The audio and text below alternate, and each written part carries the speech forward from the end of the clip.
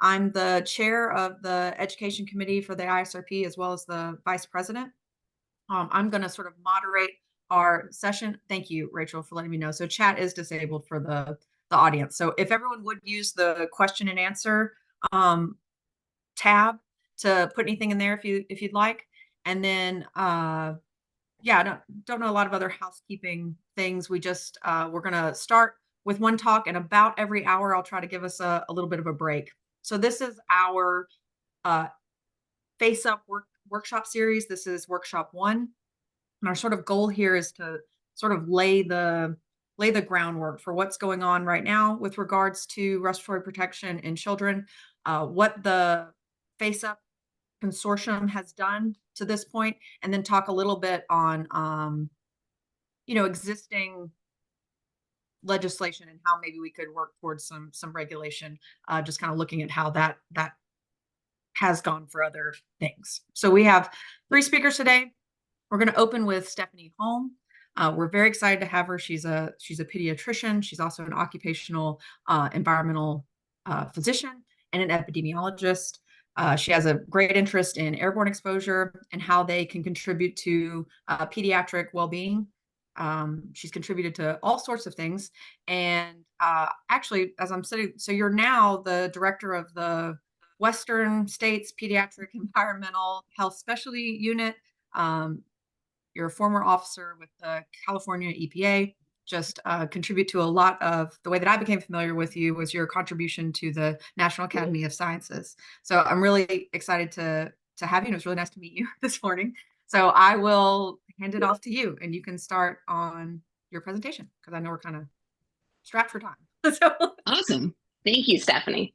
Yeah, pleasure to be here. So excited to be part of this workshop. This is a topic that I've been really passionate about for quite a while, and it's a small community of us that are, so exciting to be chatting today and have you all here. So as Stephanie said, I'm going to be doing sort of the initial intro, just talking about some of the issues around respiratory protection for children. My sort of standard disclaimer that I have to post is that through the PACEUs, we're funded through EPA and CDC, which of course I'm very appreciative of, but nothing I ever say is official statements of anyone. All right. So for our talk today, we're going to go through a few different things.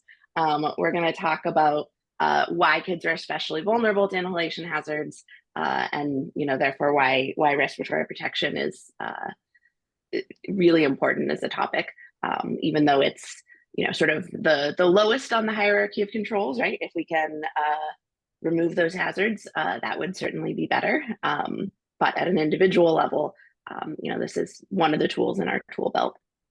And then we'll talk a little bit about respiratory protection needs in children, what makes kids a little different than, certainly in the US workers, right, which has been the primary population that's been focused on, but also just from the general public more broadly. So talk about some of the physiologic differences in kids, mention briefly about behavioral differences, and then talk a little bit about some of the sort of activities and things happening in the US. Obviously, leaving some of that to my talented co-speakers who are coming later. All right, so, I think sometimes people are like, well, yes, right, like kids are important, sure, but respiratory protection has really been something we've been thinking about for workers for a long time, and do we really need this for kids, right? And I do think that's changed a little bit in the last few years as everybody's gotten used to seeing kids in masks or respirators. As I was dropping, I have a now rising 5th grader, but who was in kindergarten when the pandemic started, and once they got back to school, just this really fascinating, experience of walking into the school and seeing all of the kids in such a variety of different things, and having a sense of what actually is providing respiratory protection and what's not. And I'm in a somewhat privileged place in that sense, right? I know a fair bit more than the average parent, but it was tricky, and COVID and other infectious diseases are, of course, not the only situation in which this is relevant for kids. There are a lot of natural disasters that have been increasing with climate change. So the two images in the middle there, the top one is from the hurricane that hit Southern California last August, I think August. And then the one at the bottom is an elementary school in Lahaina that obviously received terrible damage during the wildfires in Maui back in August as well. And so, there's plenty of those sorts of events in addition to, ongoing volcanic emissions and the kinds of things that have been happening for a long time. There's also plenty of exposure for kids to different kinds of respiratory hazards, kind of in their normal environment. And I know, this is something we'll be hearing about, I'm sure, more with Face Up and, various activities going on around the world. I always find this particular image that I'm showing here a little heartbreaking. This is a school in Ohio that you can see the school is like literally in the middle of a freeway on-ramp. And this one's particularly egregious and heartbreaking, but often schools really are placed pretty close to roadways. It's land that's available and that, businesses don't want. And so, our kids really do get pretty substantial exposure to traffic-related air pollution in addition to the whole milieu of other things.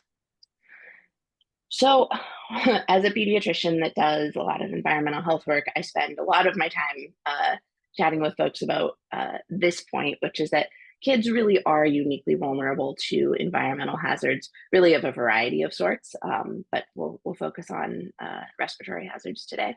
And I like to sort of, for those that might have been working in respiratory protection, but on the adult side for a long time, or doing other kinds of public health activities, most folks are much more familiar with thinking about adults. And so I like to always, I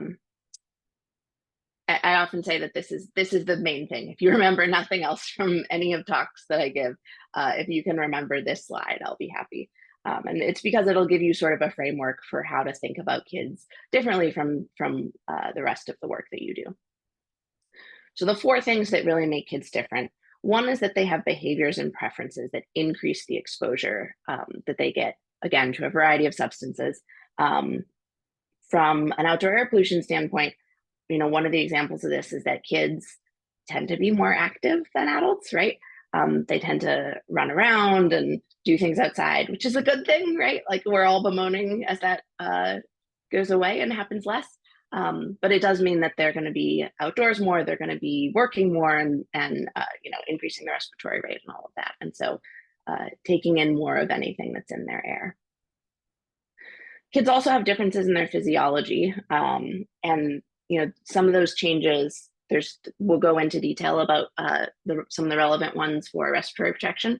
But those differences often mean that even within the same setting, kids will get a higher dose.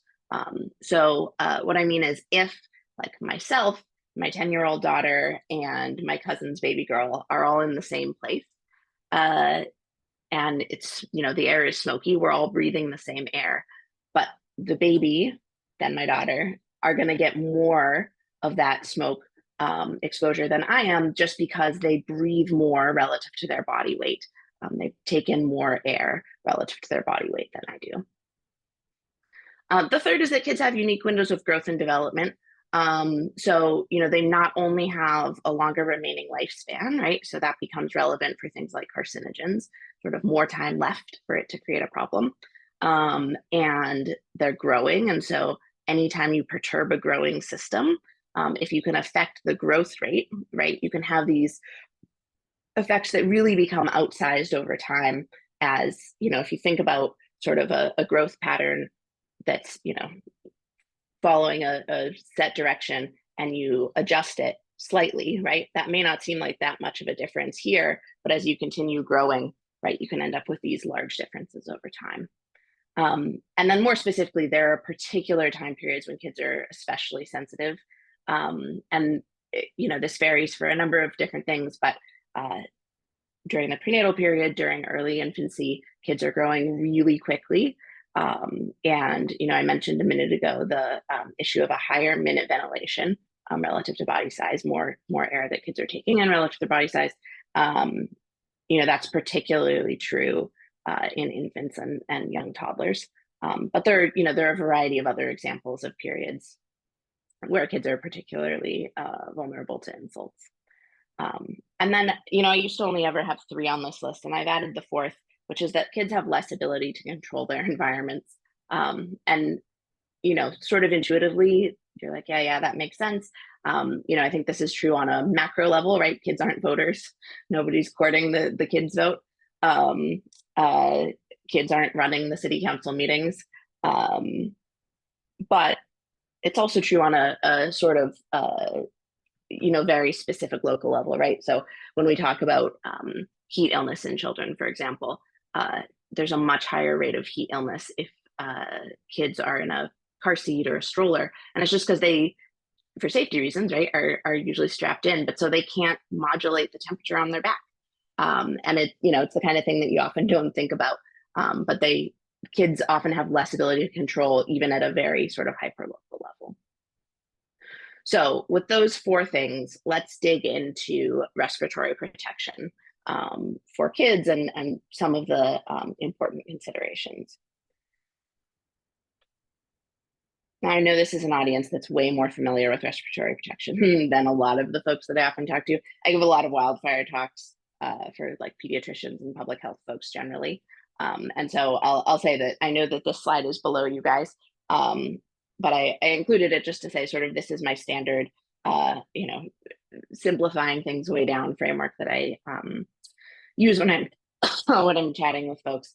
The idea that we can really kind of boil the things you need to think about for kids into 2 parts, right? That there's the sort of like filtration, if it's a filtering, like a filtering face piece respirator or filtering device, or purifying, right? If we're talking about like PAPRs or other kinds of air purifying respirators. So there's that piece, right? Like how much does the device clean the air? And then there's the leakage, right? And so when we're thinking about particle pollution, for example, it's this difference of like how many particles can go through the device versus around it, right? And so sort of thinking about what are the unique things related to those 2 factors for kids. So we'll start with the leakage piece. This is an image that I found on Wikimedia Commons. It's from a campaign during the pandemic where they were handing out masks to children. And I thought this was pretty especially upsetting and poignant when you're thinking about fit. I think, none of these, and obviously this is a surgical mask rather than a respirator, but I think it's kind of a nice example of, there's this expectation that you can slap adult products on kids and it'll give some benefit. And, the 2 kids in the bottom left, I think it's particularly obvious and egregious, like just how poorly those are fitting on their faces. In the US, which I'll apologize, I know this is international, but that's where most of my grounding has been. And as a pediatrician, I'm certainly less qualified to talk about regulatory stuff generally than some of my later co-speakers. So I'll leave that to them. But in the US, NIOSH uses their facial size panel for testing of respirators for certain kinds, and then they require manufacturers to submit information about fit for filtering face piece respirators or N95s. But as I'm sure many in this audience know, there are no respirators in the US certified for children, and none for the public either. And there are some international products that are intended for children. We certainly saw some increasing use of these during the COVID pandemic. One example is KF94s, which come out of Korea. Those are often made for ages 2 and up. They are intended for the public, so they often come in like more fun colors and patterns and various things. My understanding, though, is that regulatory process does not, or that sort of conformity assessment process does not include any requirements about demonstrating fit. And so, I'm sure many of you know that KF94s are often or almost always ear loop based. And I think that's because it's more comfortable, right? But because of that, they have a much less of a seal compared to N95s. And then KN95s can actually hit the market without any sort of regulatory review, is my understanding. And even knowing that, during the COVID pandemic, NIOSH did some testing of KN95 products coming into the US and found that many of them were counterfeit as well. So, there are these sort of other products available, but certainly some issues with those as well. In an ideal world where folks could actually, make respirators for kids and go through a NIOSH review process in the US, we'd need to be able to think about how to make those fit kids. And currently the way that fit, as I said, is considered as using what NIOSH calls their bivariate panel. Bivariate just because it's based on two things: facial length and facial width. It's the zygomatic process to zygomatic process width, and then length from sort of the I can't remember the name right now, but the divot in your nose, right? The deepest depression of the nose there down to the chin. And previously, NIOSH had used data from the military that was, sort of heavily skewed to young men. And so in 2003, there was a big survey of respirator users all around the country by NIOSH. Sample size of just under 4,000 people, and sort of some intentional stratification by age and sex and race ethnicity to try and pick up a broader swath of respirator users. Again, that was intentionally and specifically focused on known respirator users in the US. So definitely not a general population sample, right? These are all workers. But then they took that and tried to weight it with US Census data to try and get a better sense of sort of how the facial dimensions that they'd measured could represent the larger population. And their expectation with doing this is that covers 97 to 99% of workers. And so the way this chart is set up, and you'll understand in a minute why I'm going into this, just in case anybody isn't familiar with it. You've got face width on the x-axis in millimeters, so going from a minimum of 120.5 millimeters to 158.5 millimeters. And then length is on the y-axis. The minimum is 98.5 and maximum of 138.5 millimeters. And unsurprisingly, facial width and length are correlated, right? So more people are going to fall on this sort of upward diagonal than the other direction. Cells 4 and 7 end up accounting for somewhere just shy of about 50% of the population, and then sort of a smattering through the other cells as well. But so this is what's used, thinking about adult workers. And when I first started working in this space, I got some questions about how are kids' heads really different than adult heads? And in pediatrics, really, what we think about is just head circumference, right? I actually don't remember. Maybe that. I was trying to think if there were any examples. I don't remember ever hearing about facial size growth and development in pediatrics training. We do a lot on head circumference, right? So sort of the classic, and if any of you have kids, you've probably seen these growth charts. This one on the top that I'm showing is head circumference, right? So you've got age and months tracking along the x-axis, and then increasing head circumference and showing the different percentiles. And I think what these illustrate really nicely is that head circumference growth is huge in the first year of life, right? Sort of the left half of each of these graphs, just this exponential growth. Certainly continues some after that, but a large amount of that happens within the first year.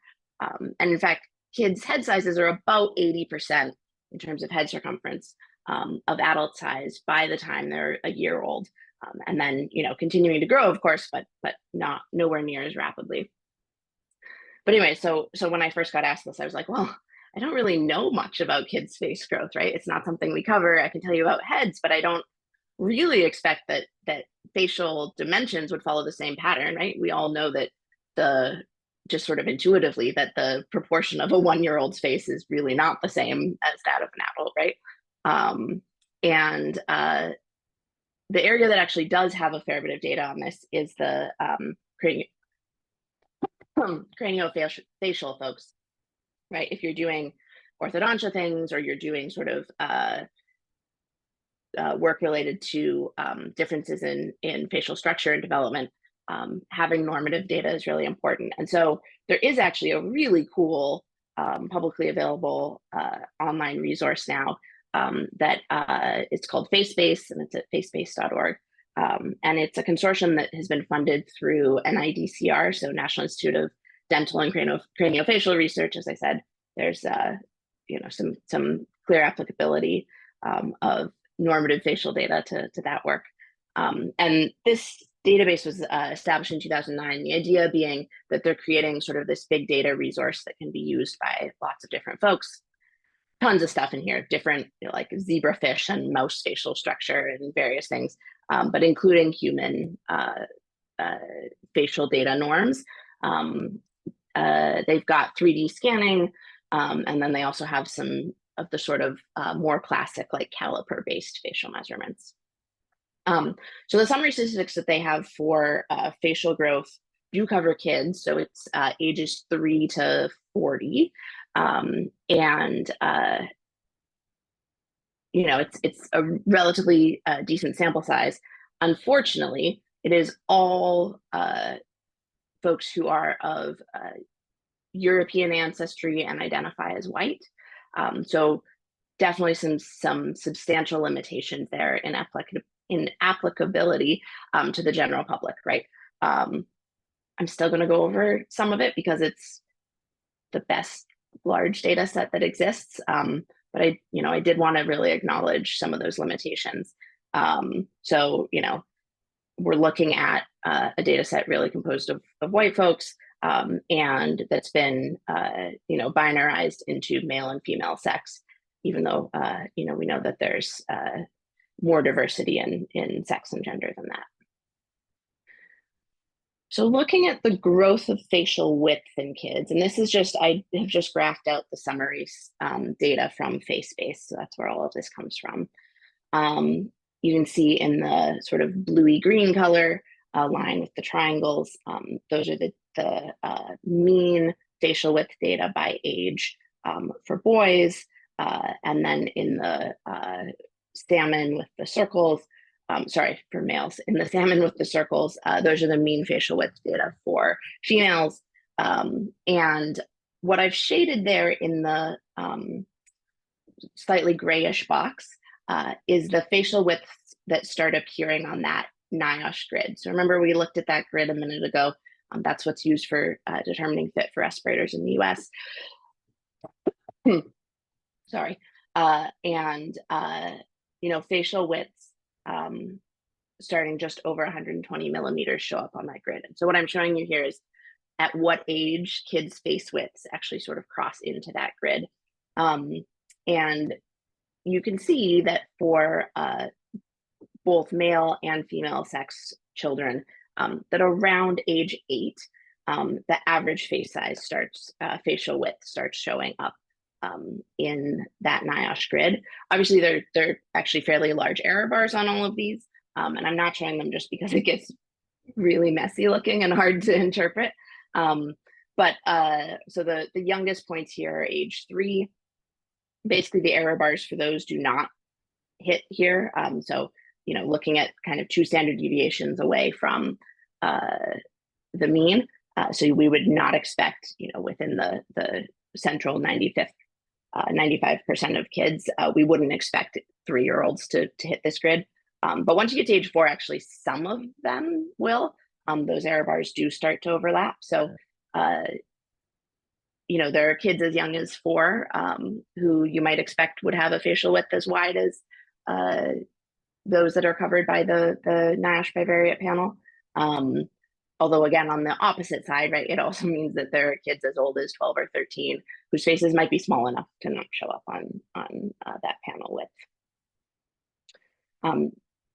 And then similarly, looking at facial length, again, age across the bottom there, and then facial length on the y-axis.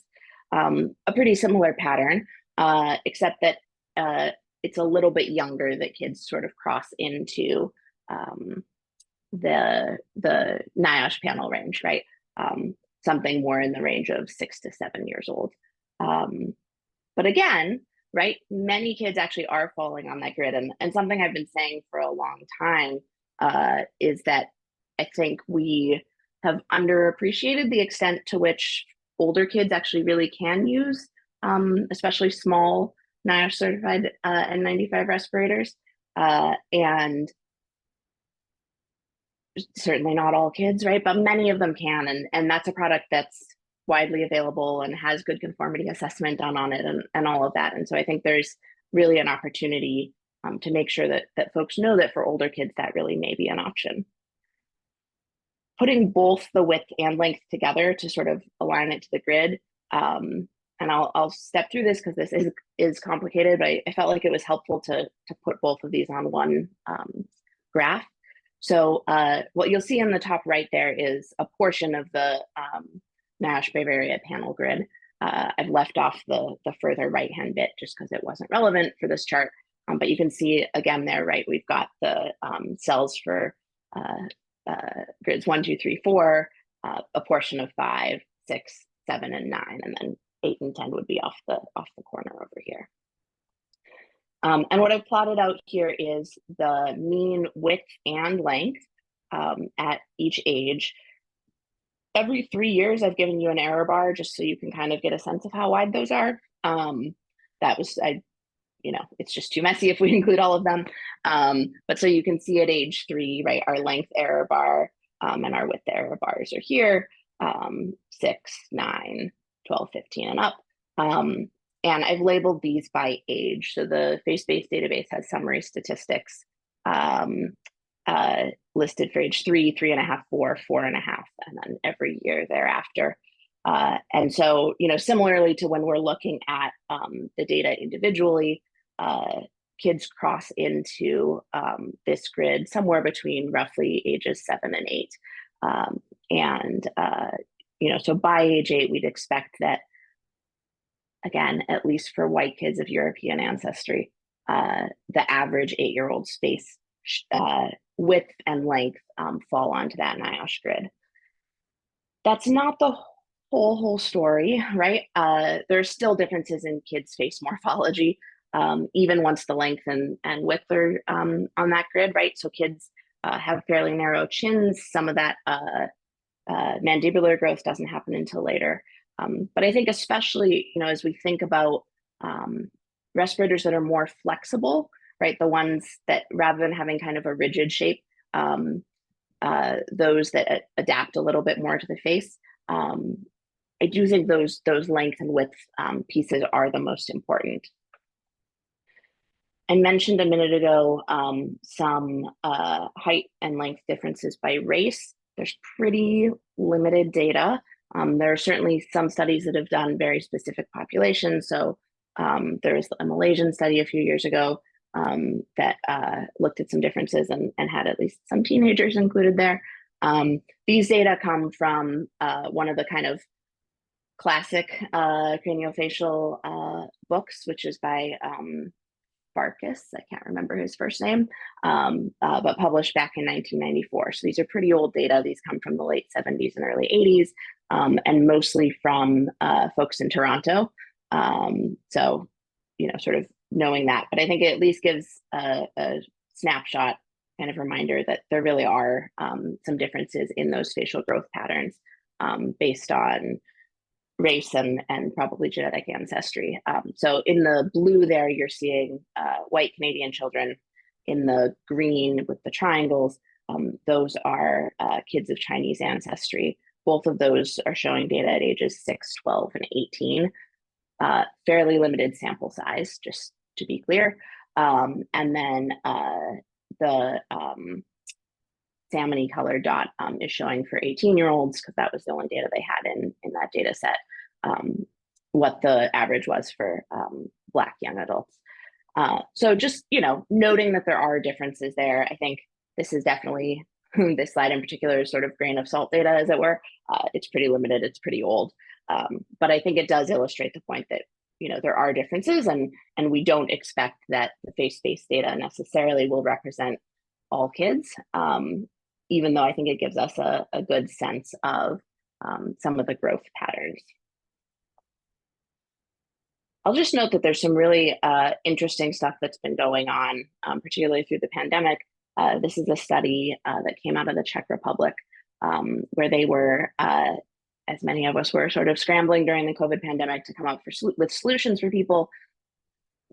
This is a group that made a 3D printed face mask for adults, and then sort of tried to kind of quickly just make a smaller size that would work for kids, and figured out in the course of doing that like they couldn't just make it smaller, right? This was a rigid shape, and so well, rigid with a sort of cushion, but anyways, they couldn't just scale the whole thing smaller and have it fit properly, and so they ended up using a database out of the Netherlands, actually, but using sort of similar 3D facial scan data that like what FaceBase has,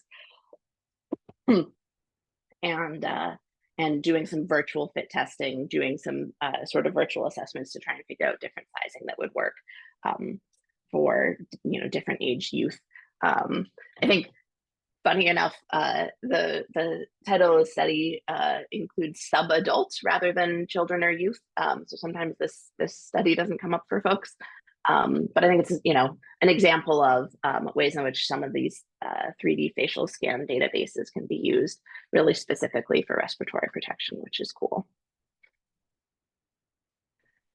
So, I mean, in terms of fit, there are a ton of needs. A couple, and I know there's a discussion coming up later, so look forward to participating in that. But among the needs include that we really need facial anthropometric data by age for a diverse population, right? So in the US, my pipe dream, the thing that I would love to happen, so if anyone has any strings to pull, holler. But I really wish that NHANES collected just basic face anthropometric data.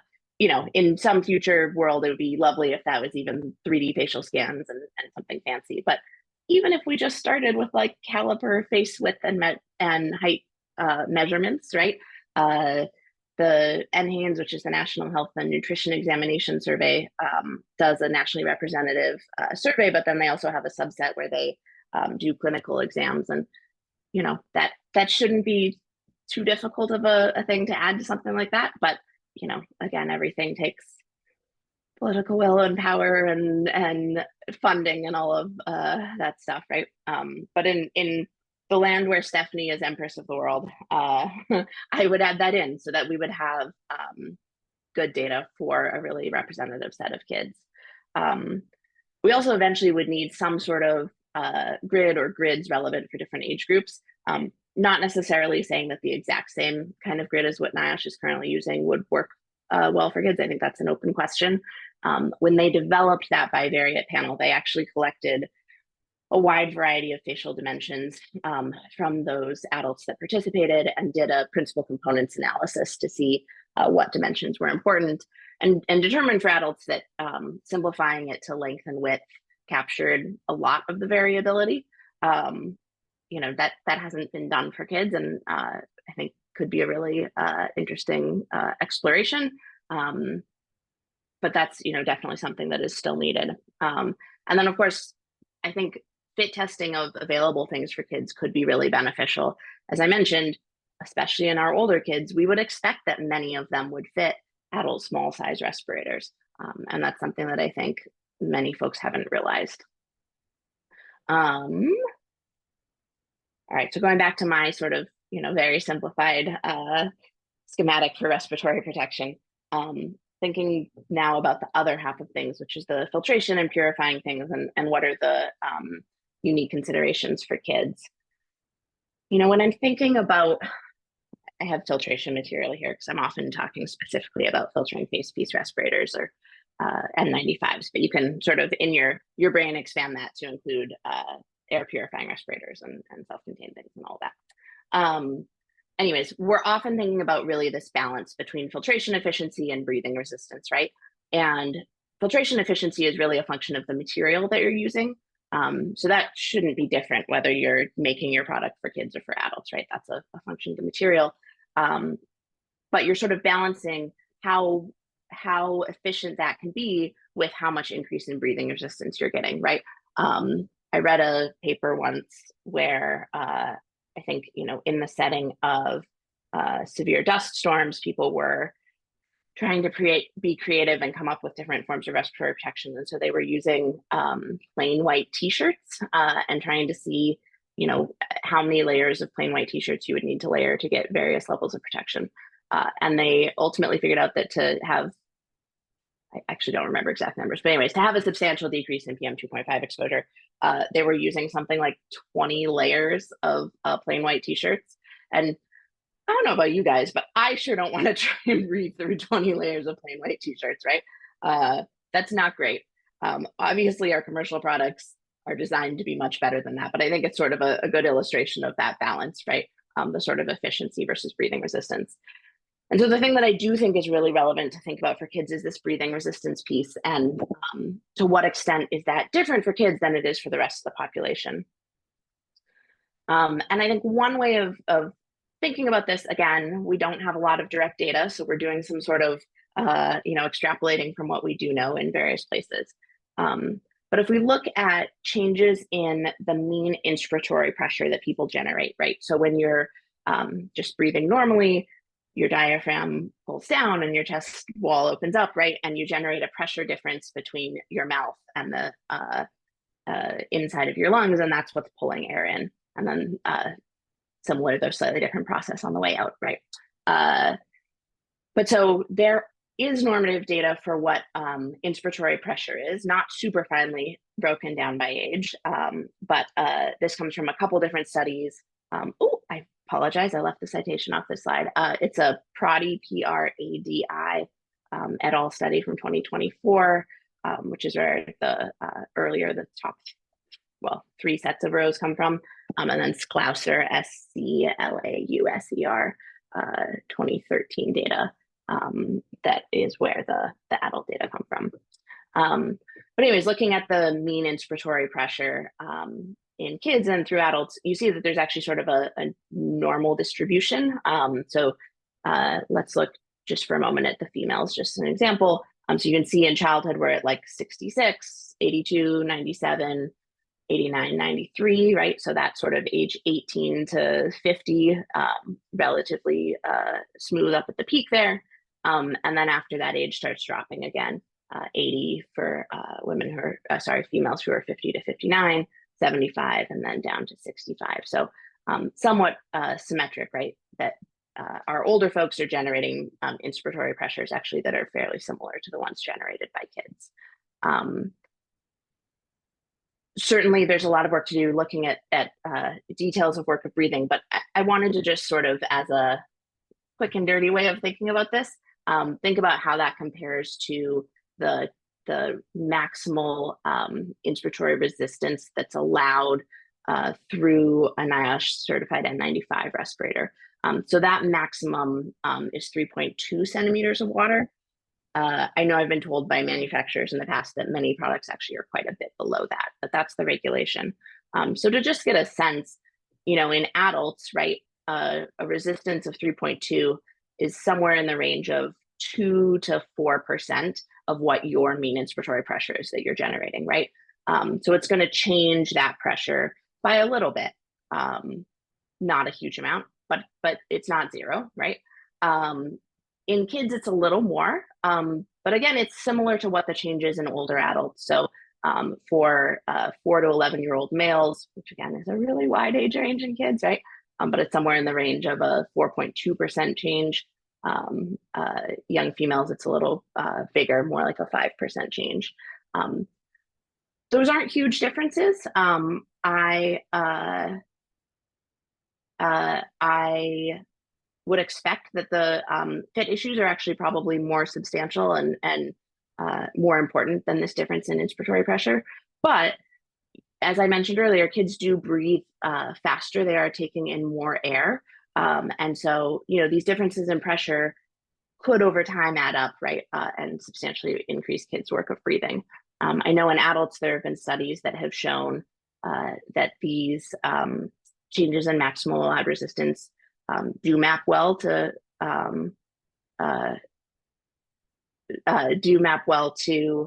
uh, work of breathing, but that's less clear for kids. And I'll just note two things that I see from the Q&A. One, somebody asked if I could give those citations again. So the child one, the last name was Pradi, Pradi. That's a 2023 paper. And then the adult one is Schlosser. Actually, sorry, it's Schlosser Pessoa. So Sclauser Pessoa,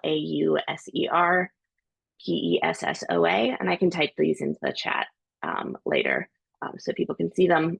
Sorry, into the Q&A later so people can see them. And that's a 2014 paper. Somebody also mentioned, and they're absolutely right, that this table is looking at maximum inspiratory pressures. It's the mean at a specific age of maximum inspiratory pressures, what are often called MIPS. So that's not necessarily what can be sustained. And that's totally 100% absolutely right. If you know of a place where you can find normative data for kids on what can be sustained, I would love that. But as far as I've been able to find, this is sort of the best I've been able to look at for a comparison. But an absolutely great point that's another issue. So we definitely need, as that question was implying, some better data that includes data from a large representative sample. And I think really looking at work of breathing using different kinds of respiratory protection, less sort of trying to extrapolate from related info and really answering the question at hand. Would also be really useful just to have easily searchable data on the inhalation and exhalation resistance. I was trying to figure this out recently, just chatting with a friend of mine.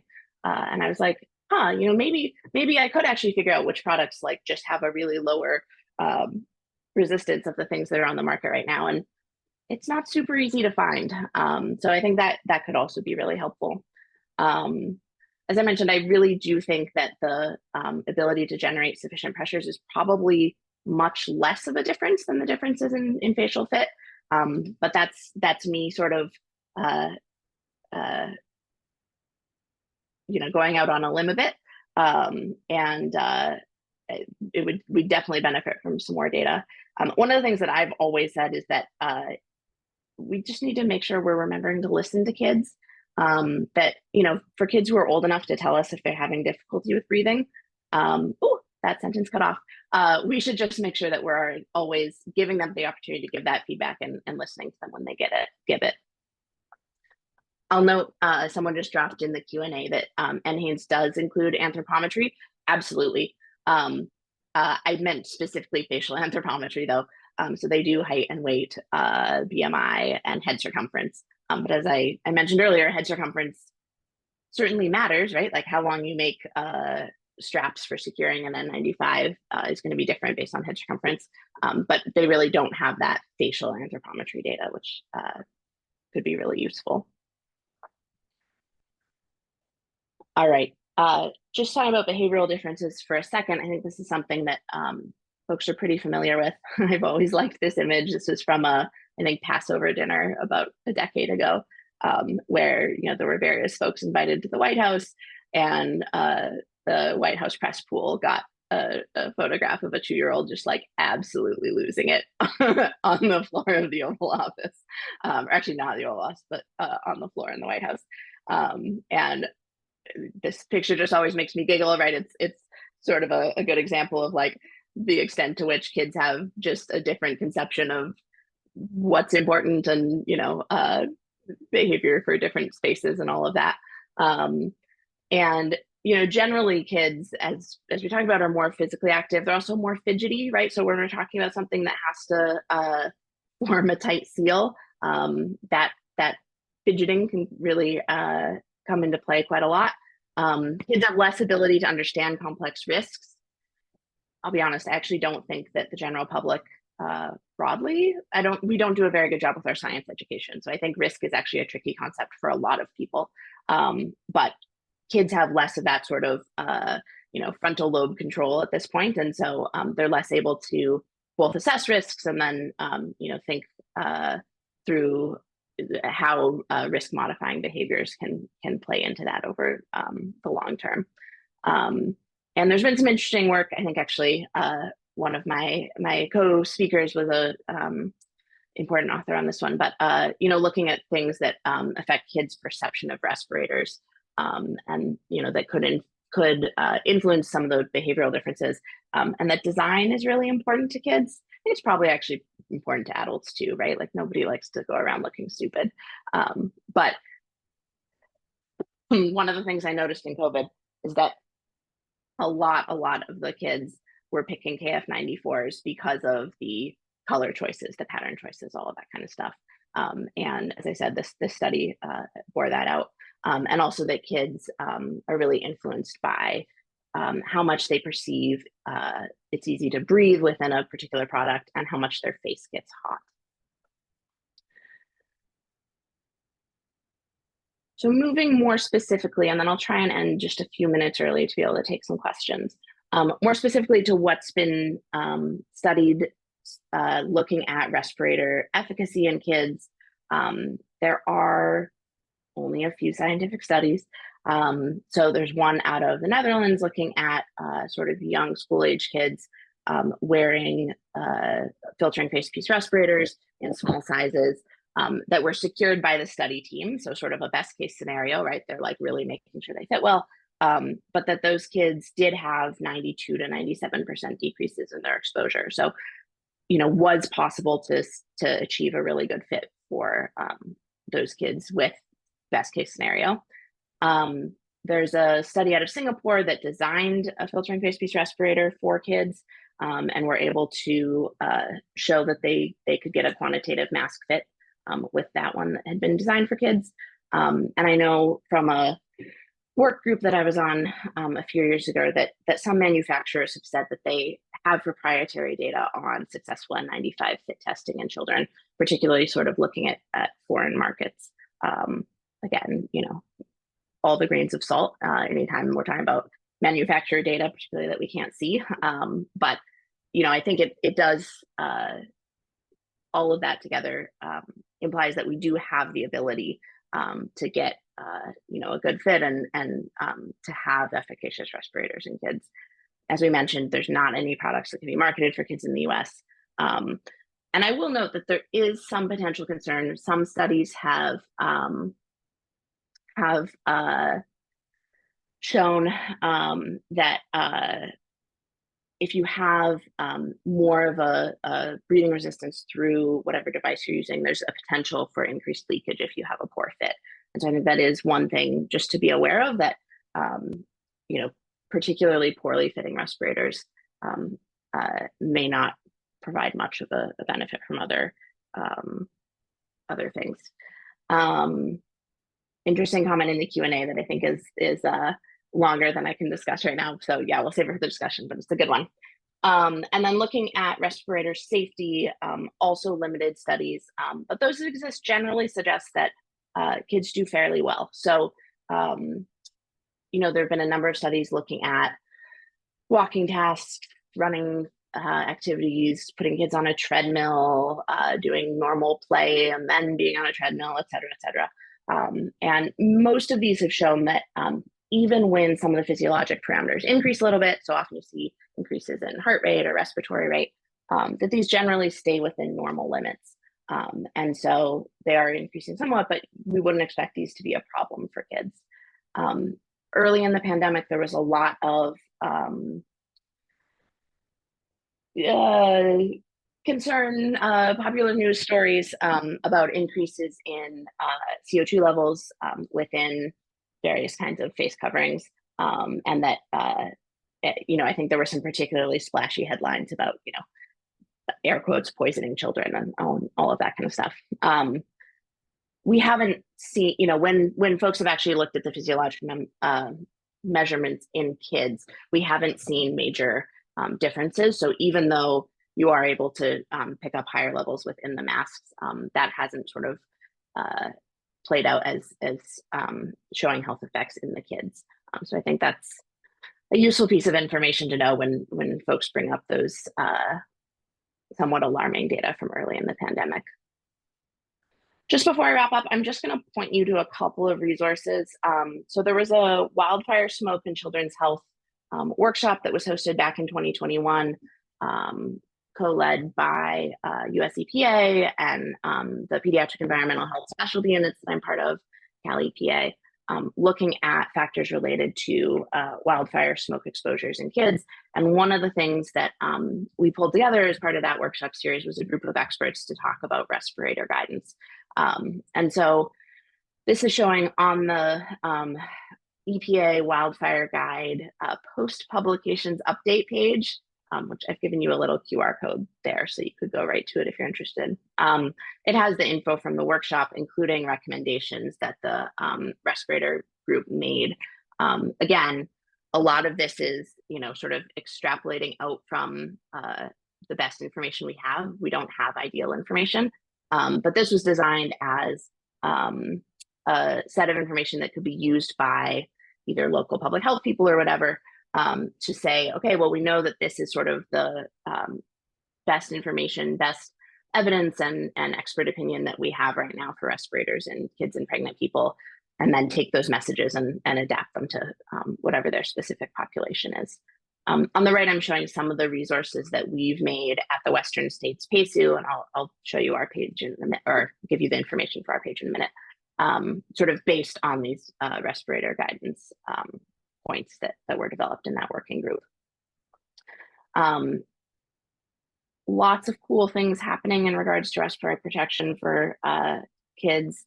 There was a National Academies report that Stephanie mentioned, looking at what's needed for a framework in the US for protecting the public, including children.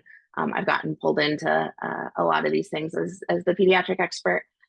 There's a barrier face covering standard that's being developed that is for the public, and so including kids.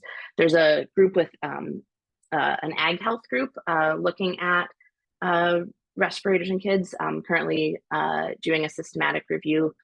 I'm part of that group, but it's led by others, looking at respirator use in kids, because sort of a whole other terrible story we could talk about, but farm work is done by many, many children in the US, both legally and illegally. But in many places, there are settings in which my 10-year-old could be legally working on a farm in the US. And, during wildfire events, during all kinds of things, those kids need respiratory protection, just like the adult workers. Obviously, the Face Up consortium doing some great work in Indonesia and Nepal. Project N95 during the pandemic did a lot of work, actually, and they have a nice guide about sort of what's known for respiratory protection for children, and what some of the benefits and disadvantages are of N95s, KF94s, etc. And then, as I mentioned, we at the PACUs continue to try and do what we can to contribute to this space.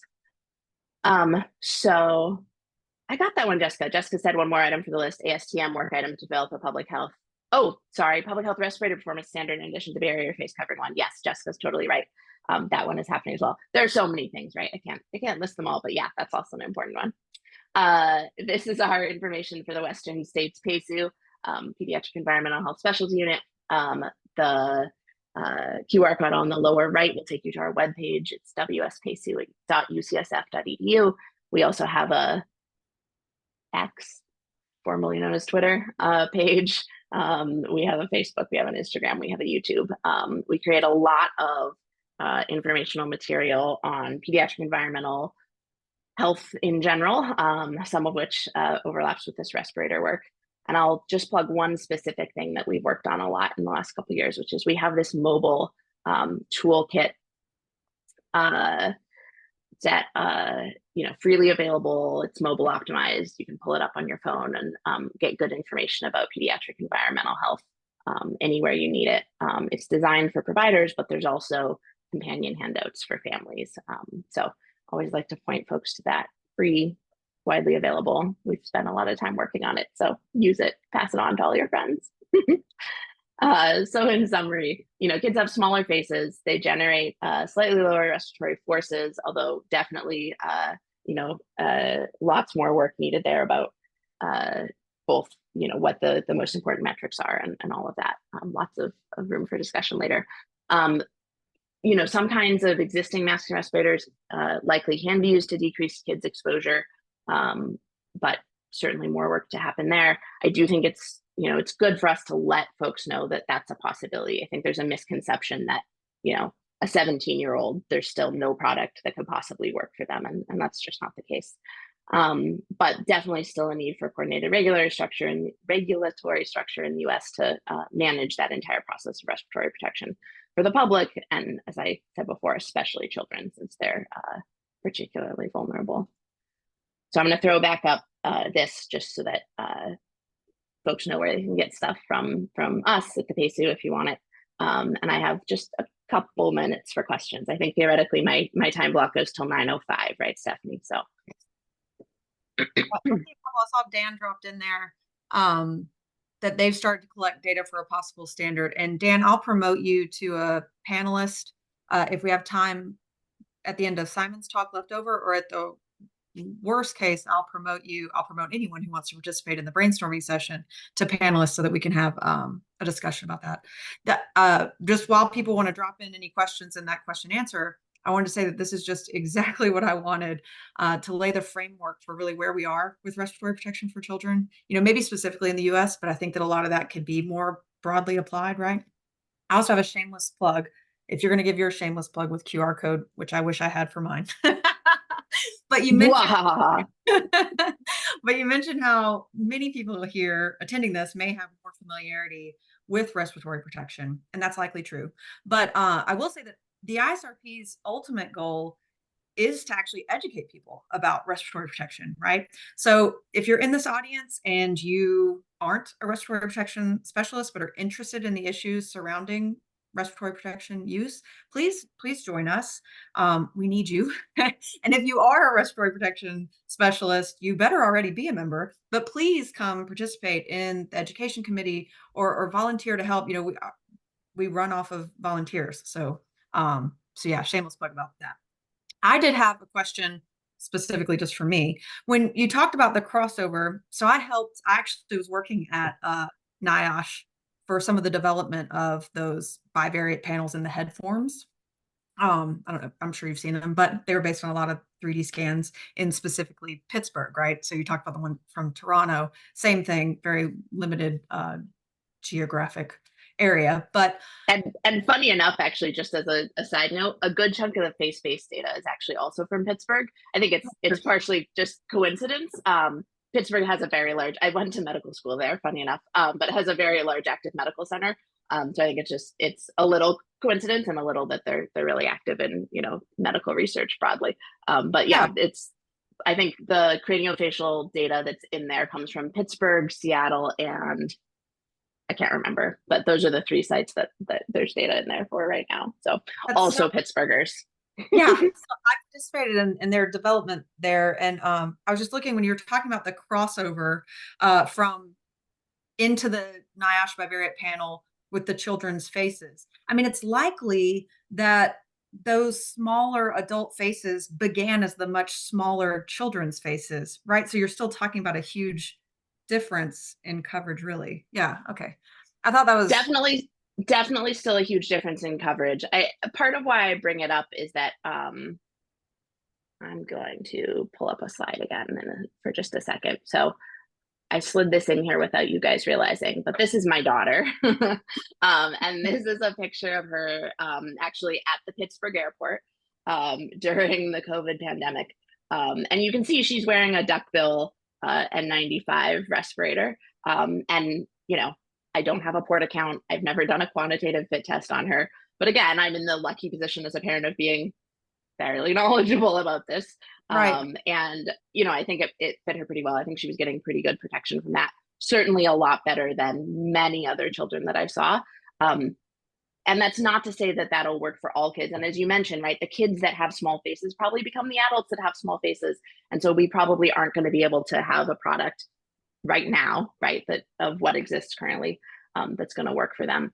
But part of why I bring it up is just so often, I get pulled into discussions at school districts and, various places, and people are like, well, there is nothing for children. Like, we can't possibly have our 8th graders wearing anything because there is nothing for children.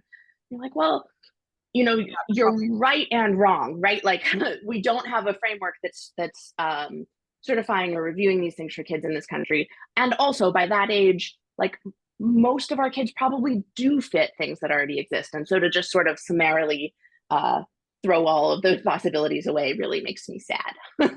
or to then say, because those aren't marketed for children, they should all be wearing KN95s when we know that many of those coming in are counterfeit. Like, that also makes me sad, right? We're wasting an opportunity to use a good product that we know has had good conformity assessment and, blah, blah, blah, for something that's not as good. COVID for me as a respiratory protection specialist was pretty professionally devastating, right? Like, the information that was coming out, what people think, even now, I remember for a while there, a lot of industrial hygienists were kind of like patting themselves on their back, and they're like, hey, people have heard of respiratory protection, they've heard of industrial hygiene. And I'm like, yeah, but it's kind of because of our failures, right? Like, it's not because we did such a great job of. Yeah. And it also, I think, really changed, at least for me, talking to healthcare providers and public health folks, it changed the discussion from like, I've never heard of a respirator. What is it? What do you mean respirator? To like trying to correct misperceptions about N95s, which, in some ways that's better. And in some ways it's really not. Yeah.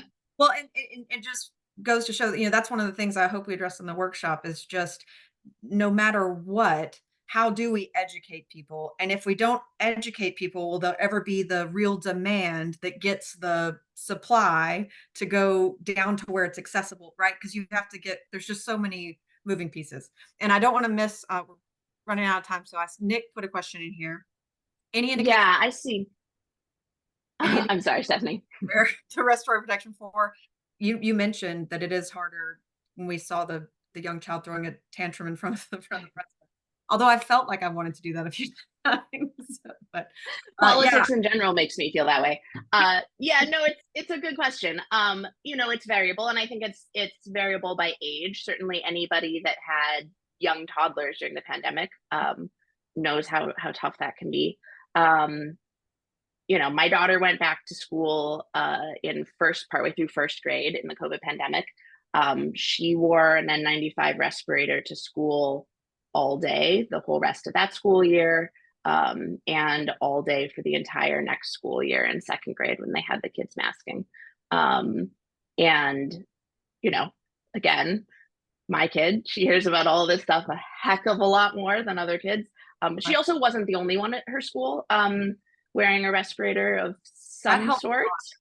Right. And yeah, I live in an area where there's lots of fairly highly scientifically educated folks. But, these kids were wearing them all day for the whole school year. And, is it possible that there may have been some increased CO2 that makes kids a little more drowsy and sometimes more challenging to learn? Yeah, totally. Right. They also weren't dropping like flies the way that some people were sort of scaremongering that kids would be. So, honestly, Nick, I think the answer is, as it's going to vary like so many things, right, by personality. That's true for adults too. But as certainly as kids get older, I think you could expect that kids could wear respiratory protection as long as an adult could. And honestly, so you're thinking about the learning thing. I know that I had real trouble communicating. It turns out that I can't hear as well if I can't see mouths, right? And one of my first instincts, and I feel so bad about this, but one of my first instincts when I would be around people who, they're getting way more exposure than I am because I'm not going out as much, but going to the critical workers, the grocery store or whatever. And the first instinct when I can't communicate is to drop that mask. Yeah. And just say, so I do think it is harder for kids, but I do think if you communicate the risk well, and also kind of a monkey see, monkey do, not to, say that but you get what I'm saying. Like, if more kids see more people wearing respiratory protection and understanding its importance and value, I think you're going to get more buy-in from kids. Absolutely. Yeah, and just, obviously there are plenty of populations that are uniquely sensitive in different ways. But I have a colleague on the on COPE, the Committee on Personal Protective Equipment for Workplace Safety and Health with the National Academies, who has done a lot of work on respiratory protection for the deaf. She works at it's Jennifer Schneider. She works at I think it's Rochester Institute of Technology, where they have sort of a embedded sub school for people who are deaf and hard of hearing. And that's a particularly challenging population for respiratory protection for the some of the reasons you just brought up. And I think it's so easy to talk about all of these different populations in isolation, but there are deaf children too, right? So it's there are people with all these intersectional identities that make these things challenging. I think it's all the more reason, kind of circling back to your question, Nick, because I think I've gone down a little bit of a garden path, but I think it's all the more reason that as we move to a space where hopefully we'll have products really being designed and made for children, it's all the more reason to make sure that those designs include aesthetic things that kids will like, are really wearable and easy to breathe through and minimize facial heat. Because if we can improve all of those factors even more for kids, I think that'll help with those potential wearability issues. That sounds like no big deal. I think 3M's got it. They're gonna if it could also be clear for the deaf children too. Okay, we have a few more questions that have dropped in. Any recommendation that you're aware of for respirators ages 2 to 4? Really tricky. There are KF94s designed for that age group. That's not making official stance sort of recommendations, but like when I get families asking me for a suggestion for a toddler, I think that's sort of the best option that we have. But there's plenty of data in adults looking at the fit of KF94s related to N95s, and you just don't get as good of a seal, right? Like we all know this, the ear loops don't pull on your face as hard. It's why people like them. So I think that's sort of the best option that we have, but it's imperfect. And really what I focus on with folks is how do we do the sort of larger hierarchy of controls kind of discussions, right? So I do a lot of wildfire smoke talks. And so a lot of what I spend time on with those folks is talking about cleaner indoor air spaces. How do you make sure that your indoor air space is clean so that your 2-year-old is spending most of the time in that space and not needing to wear a respirator? Right. Because that really should be our last line of defense. So And then KF94s, but imperfect. You probably saw that last question. Then someone said, respiratory protection is that last line of defense, last resort. And so what do we do? And this may be something that needs to be pushed to the workshop, but it really is hard to implement community broad controls. I mean, it's easier in an indoor space, right? And offering those indoor spaces as a solution. When you talk about like wildfires in particular, they're burning hotter and they're burning longer. And you're talking about forces being out there. So this is an occupational, exposure where we're not able to well control it. Now the equipment is not as able to hold up. And we're expecting these people to kind of stay exposed. And then, okay. But I digress. Okay, let's try to save the rest of the stuff for because I've let us go a little bit over for the workshop. Okay, all, we are back online, and I want to introduce our next speaker. We have Claire Horwell. She's a professor of geohealth in the Institute of Hazard, Risk, and Resilience and Department of Earth Sciences at Durham University. She focuses on reducing the public's exposure to air pollution events, and she's also the leader of the consortium project that ISRP has paired with, so Face Up, which I'm sure she'll dive into. The work is actually incredibly impressive, and you're lucky to get to hear about it. So Claire, thank you so much. Well, thank you, Stephanie, and thanks to other Stephanie as well for a really fantastic talk earlier, which was just perfect for leading into the project that we have conducted. So yeah, I'm here to tell you about the Face Up consortium. So this is factors affecting childhood exposures to urban particulates. So Face Up is a 3-year project. We were supposed to start, actually we got funded in March 2020, which was a terrible time to get funded. And although we were supposed to start by the 1st of July 21 after all the pandemic delays, in fact, it was impossible to do fieldwork before June 22. So we're a little bit delayed. We're just at the end of year 2, beginning of year 3. And this project is a large consortium project with many different partners who I'll introduce you to in a minute. And the key thing is we have 7 work packages, so basically sub-studies, of which the first 6 were conducted in years 1 and 2, and the final one, the uptake and behavioural change work package, is just getting underway now. So we have this kind of image here, which is a schematic of what the project looks like, and I've got so little time I won't take you through this in detail now. Instead, what I'll actually do is tell you the results of each of these individual work packages and introduce them as I go along.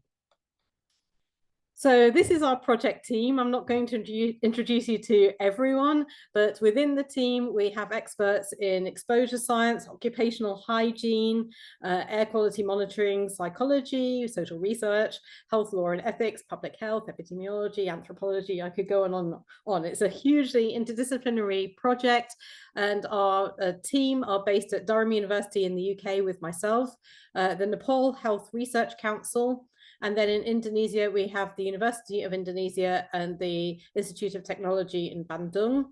In the UK as well, we have the Institute of Occupational Medicine, which is in Edinburgh. And then we also have the Queensland University of Technology. So there's a number of institutions, and the reason we have institutions in Nepal and Indonesia is that these are the 2 case study locations that we've been working in. We also have a range of international, national, and regional or even city level partners who are a mixture of non-governmental and governmental organizations. These include the World Health Organization, headquarters in Geneva, and also regionally in Nepal. And then also UNICEF in Indonesia, of course, ISRP are our partners, and then the Red Cross in Indonesia and in Nepal. We're also working very closely now with UNICEF at their headquarter levels as well. For those of you who are interested, we have a website, and really I should have put a QR code, but instead you can click on the URL because we'll provide this presentation later on. So you can learn more about the details of the project there. So what is FaceUp actually about? At the heart of it, we are concerned that although much is being done globally to try and reduce sources and emissions of air pollution, it is a really slow process, and there is some improvements globally, but air quality is still absolutely terrible in a lot of the world. And until our air quality improves, we need to find ways to protect children. We need to do this by reducing their personal exposures to the pollutants. So the key project objectives of FaceUp are to evaluate the efficacy of personal interventions to decrease children's exposure to particulate air pollution in urban locations in both Nepal, where we focused on Kathmandu, and in Indonesia, where we focused on a city called Bandung, which is on Java Island, not far from Jakarta.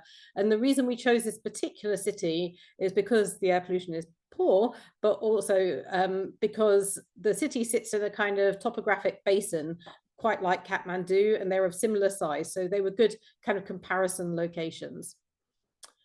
So as I mentioned, the aim is to evaluate personal interventions and then also to design and evaluate products to share this information with the children and with the public.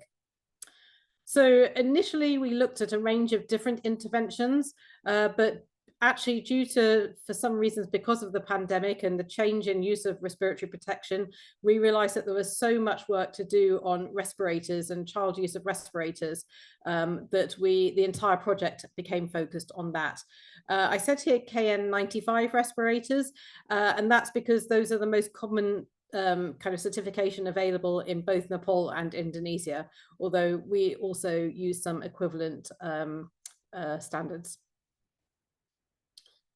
So I'm now going to introduce you to the findings from work packages 1 to 6.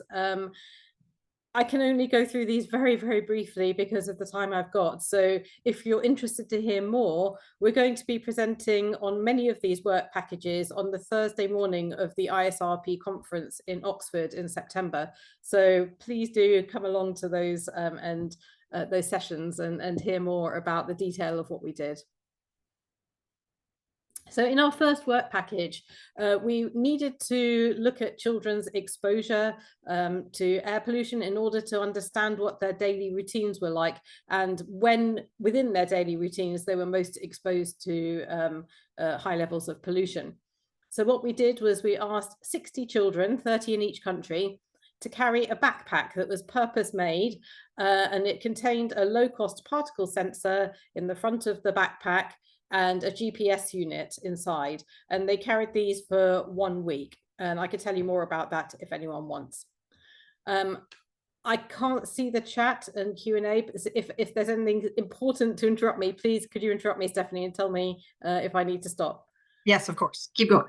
Okay, so what we I'd love to tell you so much more about this one, but I actually want to focus on our face fit testing because it's most relevant. So I'm going to just briefly say to you that these children successfully carried these backpacks around for a week when they went to school and when they were at home, and on non-school days as well.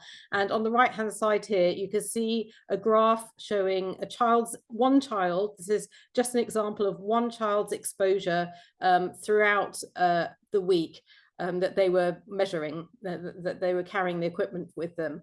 And what you can see in green is their home environment, in red is their commuting environment, so that's to and from school. In purple is other environments that they're in, so this includes outdoor play or visiting relatives, etc. And blue is the school environment. And what you can see for this child, and this was typical of every child, was that their entire week was above the WHO 24-hour guideline of 15 micrograms per meter cubed.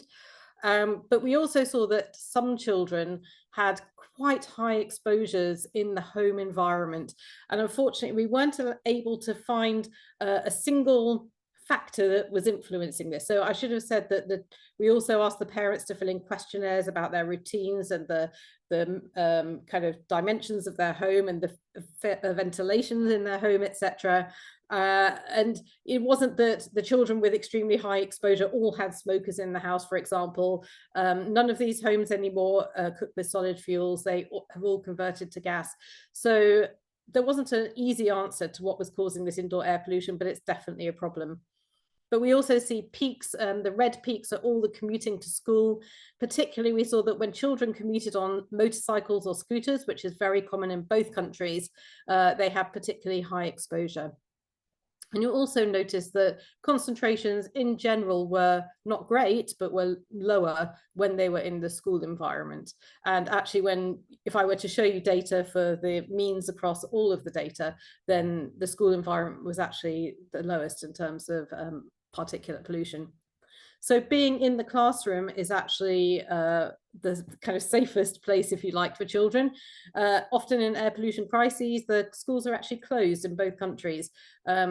So children go home or they play outdoors. And so part of our kind of feedback is going to be that actually staying in the school environment, if children can get there relatively safely, might be best for them. So I'm going to move on to the second work package. And this is one I'm going to spend the most time on because it's most relevant for today's audience.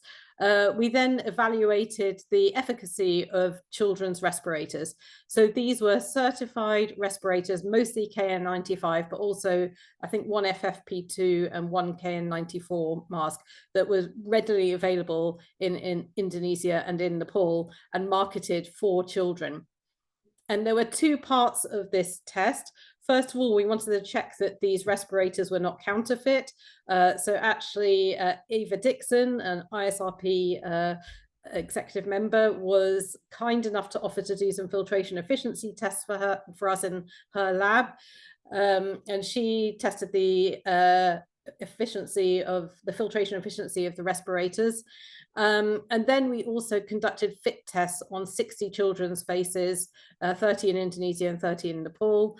And for those tests, the children tested 3 masks each, and they were the 3 masks identified in their country. And they tested each mask, and they were also tested with an additional head clip of the type that you can see in the top right here. So I'm going to first of all tell you about the filtration efficiency tests. And I know that I have people on the call here who know more about this than me, so feel free to step in, especially Jessica Tredenick. So what they found was that, so first of all, we started off with 3 masks. There were 3 from Indonesia and 3 then from Nepal. And also 2 reference models, which were N95 adult respirators, the Moldex and the Alpha Protec that you can see here. And so we used 2 breathing rates of 85 liters per minute and 39 liters per minute. And the reference models, as you would expect, had very low penetration. So these are N95 models, and you would expect them to have less than 5% penetration of particles, which indeed they did. Now, 4 of the original masks also were less than 5%, and so conformed to the N95 standard. But unfortunately, 2 of our models completely failed these filtration efficiency tests. And I've kind of zoomed in on the kind of information in the graph above here for these 2 so that you can have a look at them. So the first one here is the one that says SM here, which is actually schema first up here.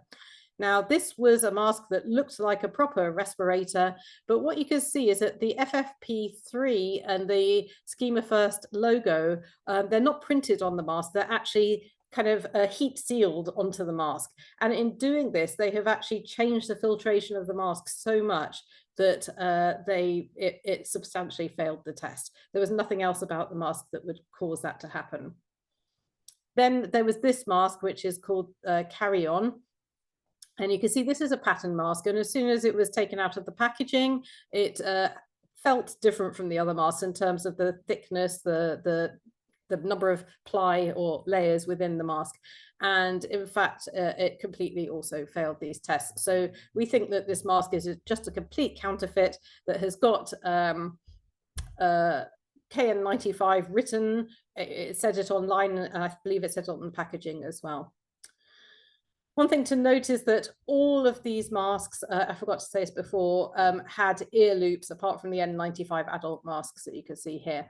And these were the ones that were readily available in country. And Stephanie mentioned earlier that this is a major problem with KN95, KF94 masks.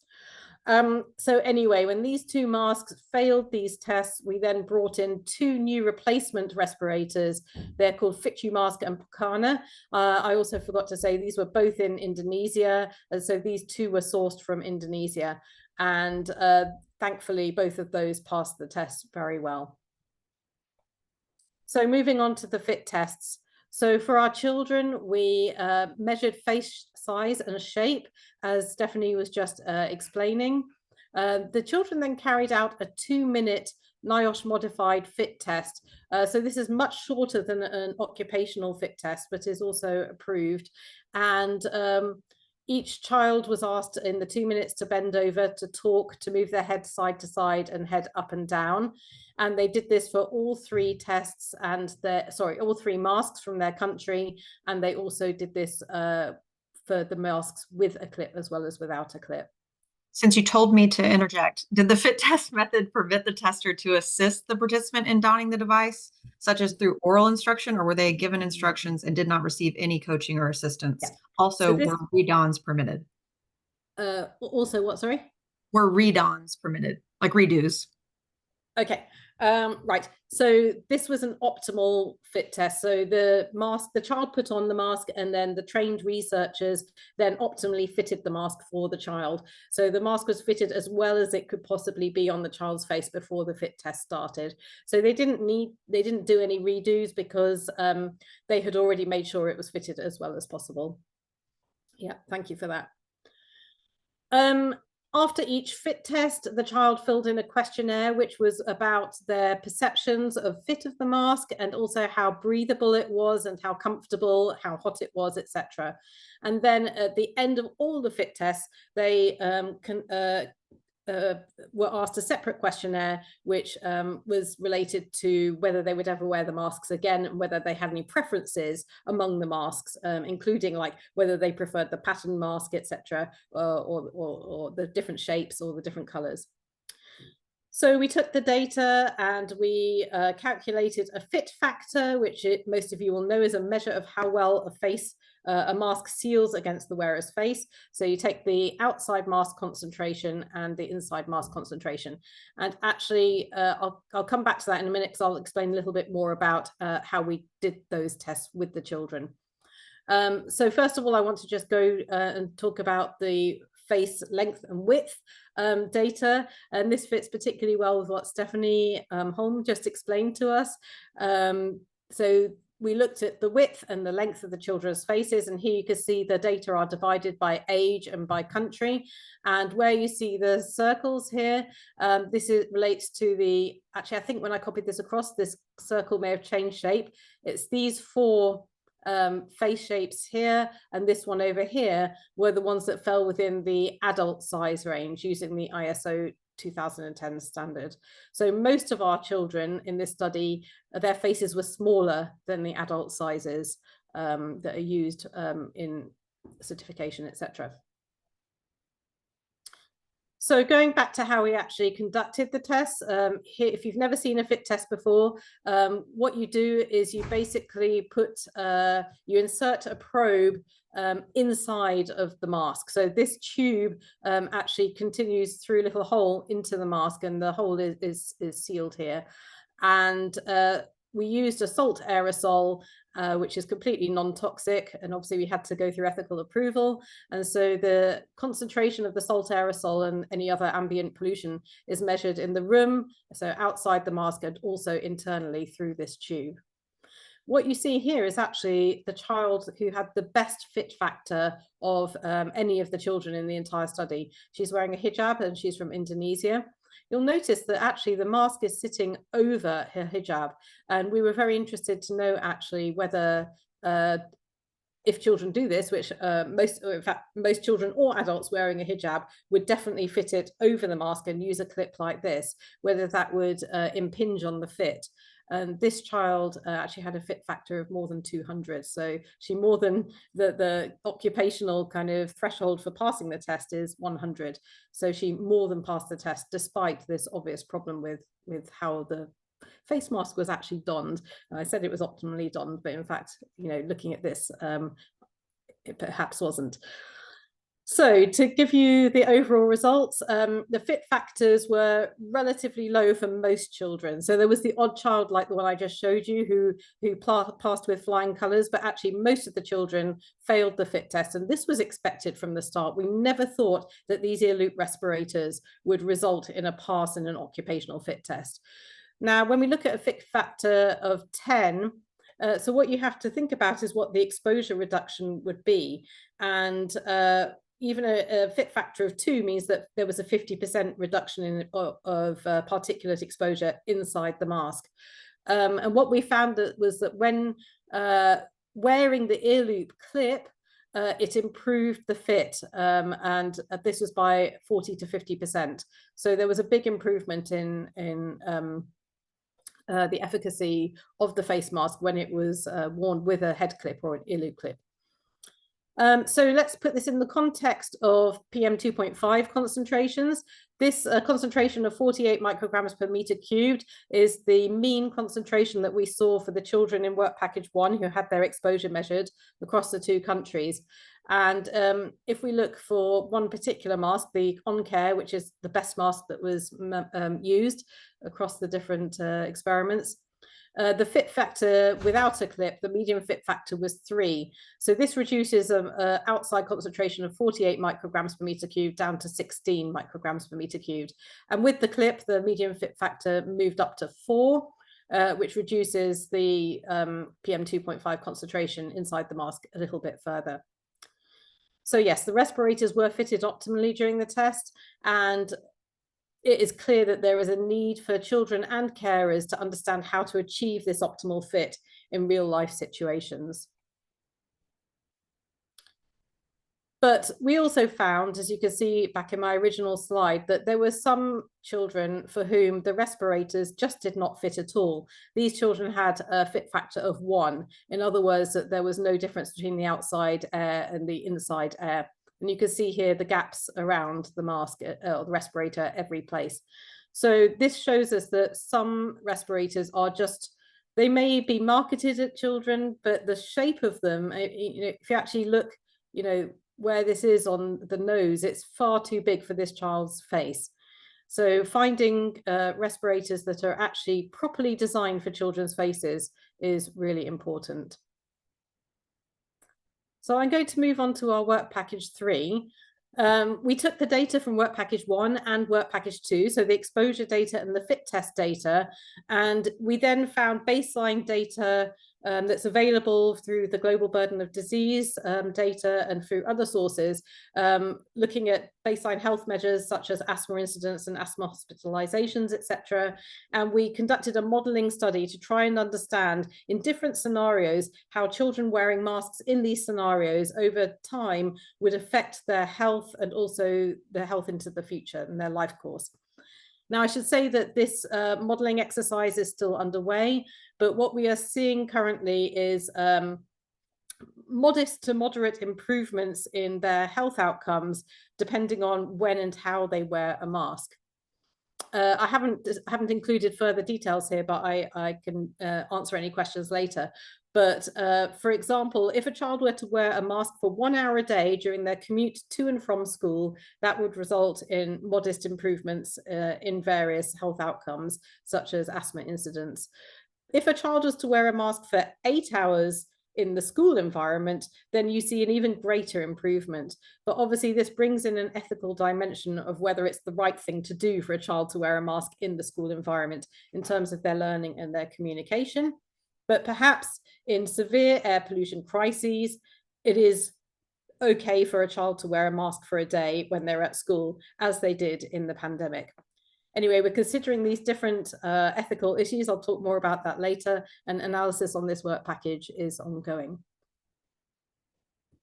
So in our 4th work package, we looked at the contextual factors affecting face mask use, because it's all very well kind of doing laboratory studies or thinking about how good a respirator is. But the important thing is actually whether a child would actually wear one, and also whether the parents or the carers can actually access these, whether they can afford these, whether they even understand the need for these. And all of this feeds into our final work package, which then is about information provision on these topics.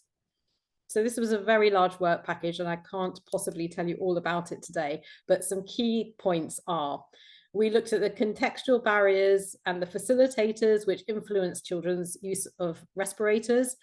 We did this through focus group discussions with children, interviews with children and their carers, and also a respirator donning exercise to see if children understand how to put a face mask on. So this has nothing to do with how well it fits, just does a child know how to actually put it on their face? So a very high level overview of the questionnaire findings was that both children and carers in both of these countries actually had a surprisingly good understanding of what air pollution is, what the sources are, and that it's important to protect themselves in some way. They're also quite worried about breathing in air that's polluted, and they understand that it can harm them. So these are important points. The level of understanding about air pollution is already quite high. The children were also very used to wearing masks, having done it for quite a long time during the COVID pandemic. And they also understood that some masks, I'm using the word mask here rather than respirator, that some masks are better at protecting them than others. So obviously most children were not wearing KN95 respirators during the pandemic. There were cloth masks that were used. There were what's called duckbill masks and surgical masks, of course. So a whole range of different kinds of face coverings, but they had some idea that different types were going to protect them differently, including understanding that KN95 would offer the best protection in all likelihood. So just to move on to the focus group discussions, this is where we replicated work that actually Stephanie talked about that was done by Smart et al. In 2020, which is work that the Institute of Occupational Medicine, myself, and a medical student, Naomi Smart, conducted, where we asked children about their perceptions of breathability and heat and preferences for face mask, the way they look, the shape, the color, patterns, etc. So in this one, we were just looking at giving children masks to look at, and then they had photos of them, and they could rank the masks depending on whether they preferred the white one, the horizontal one, the colored one, the patterned one, etc. And what we found was that plain masks were more popular than pattern masks, that black masks were more popular with boys than with girls, and that the vertical shape masks were much more popular than the horizontal shape masks. The reason for this being that the vertical masks are usually the KN95 certified masks, and they're just much more common. People have seen these masks much more frequently. But in the mask donning exercise, we found that children, not surprisingly, found it easier to put on the vertical fold mask because you simply just open it up and put it on your ears, whereas the horizontal fold mask was actually much harder for the children. They didn't understand necessarily that there were two folds that they had to open up, as you can see in the above image. So about 25% of children, a quarter of the children, didn't make any mistakes in fitting the mask, but most of the other children did, 75% roughly. The most common mistake was that they didn't know that they needed to do something with the nose clip. So they weren't properly molding it on their face. They would usually just put on the mask and leave it as that. Children, this is interesting actually, in retrospect, children wearing a hijab didn't put the respirator edges under the hijab, but in fact, I've just shown you that that maybe doesn't make a difference. And yeah, 18% of the children didn't unfold the horizontal masks. I forgot to tell you that in the fit test, we actually found that the horizontal masks fitted better in general than the vertical masks, which were often too big, as we see again on this different child here. And this one, you can see the nose clip so clearly is, a couple of centimeters too long for this child's face.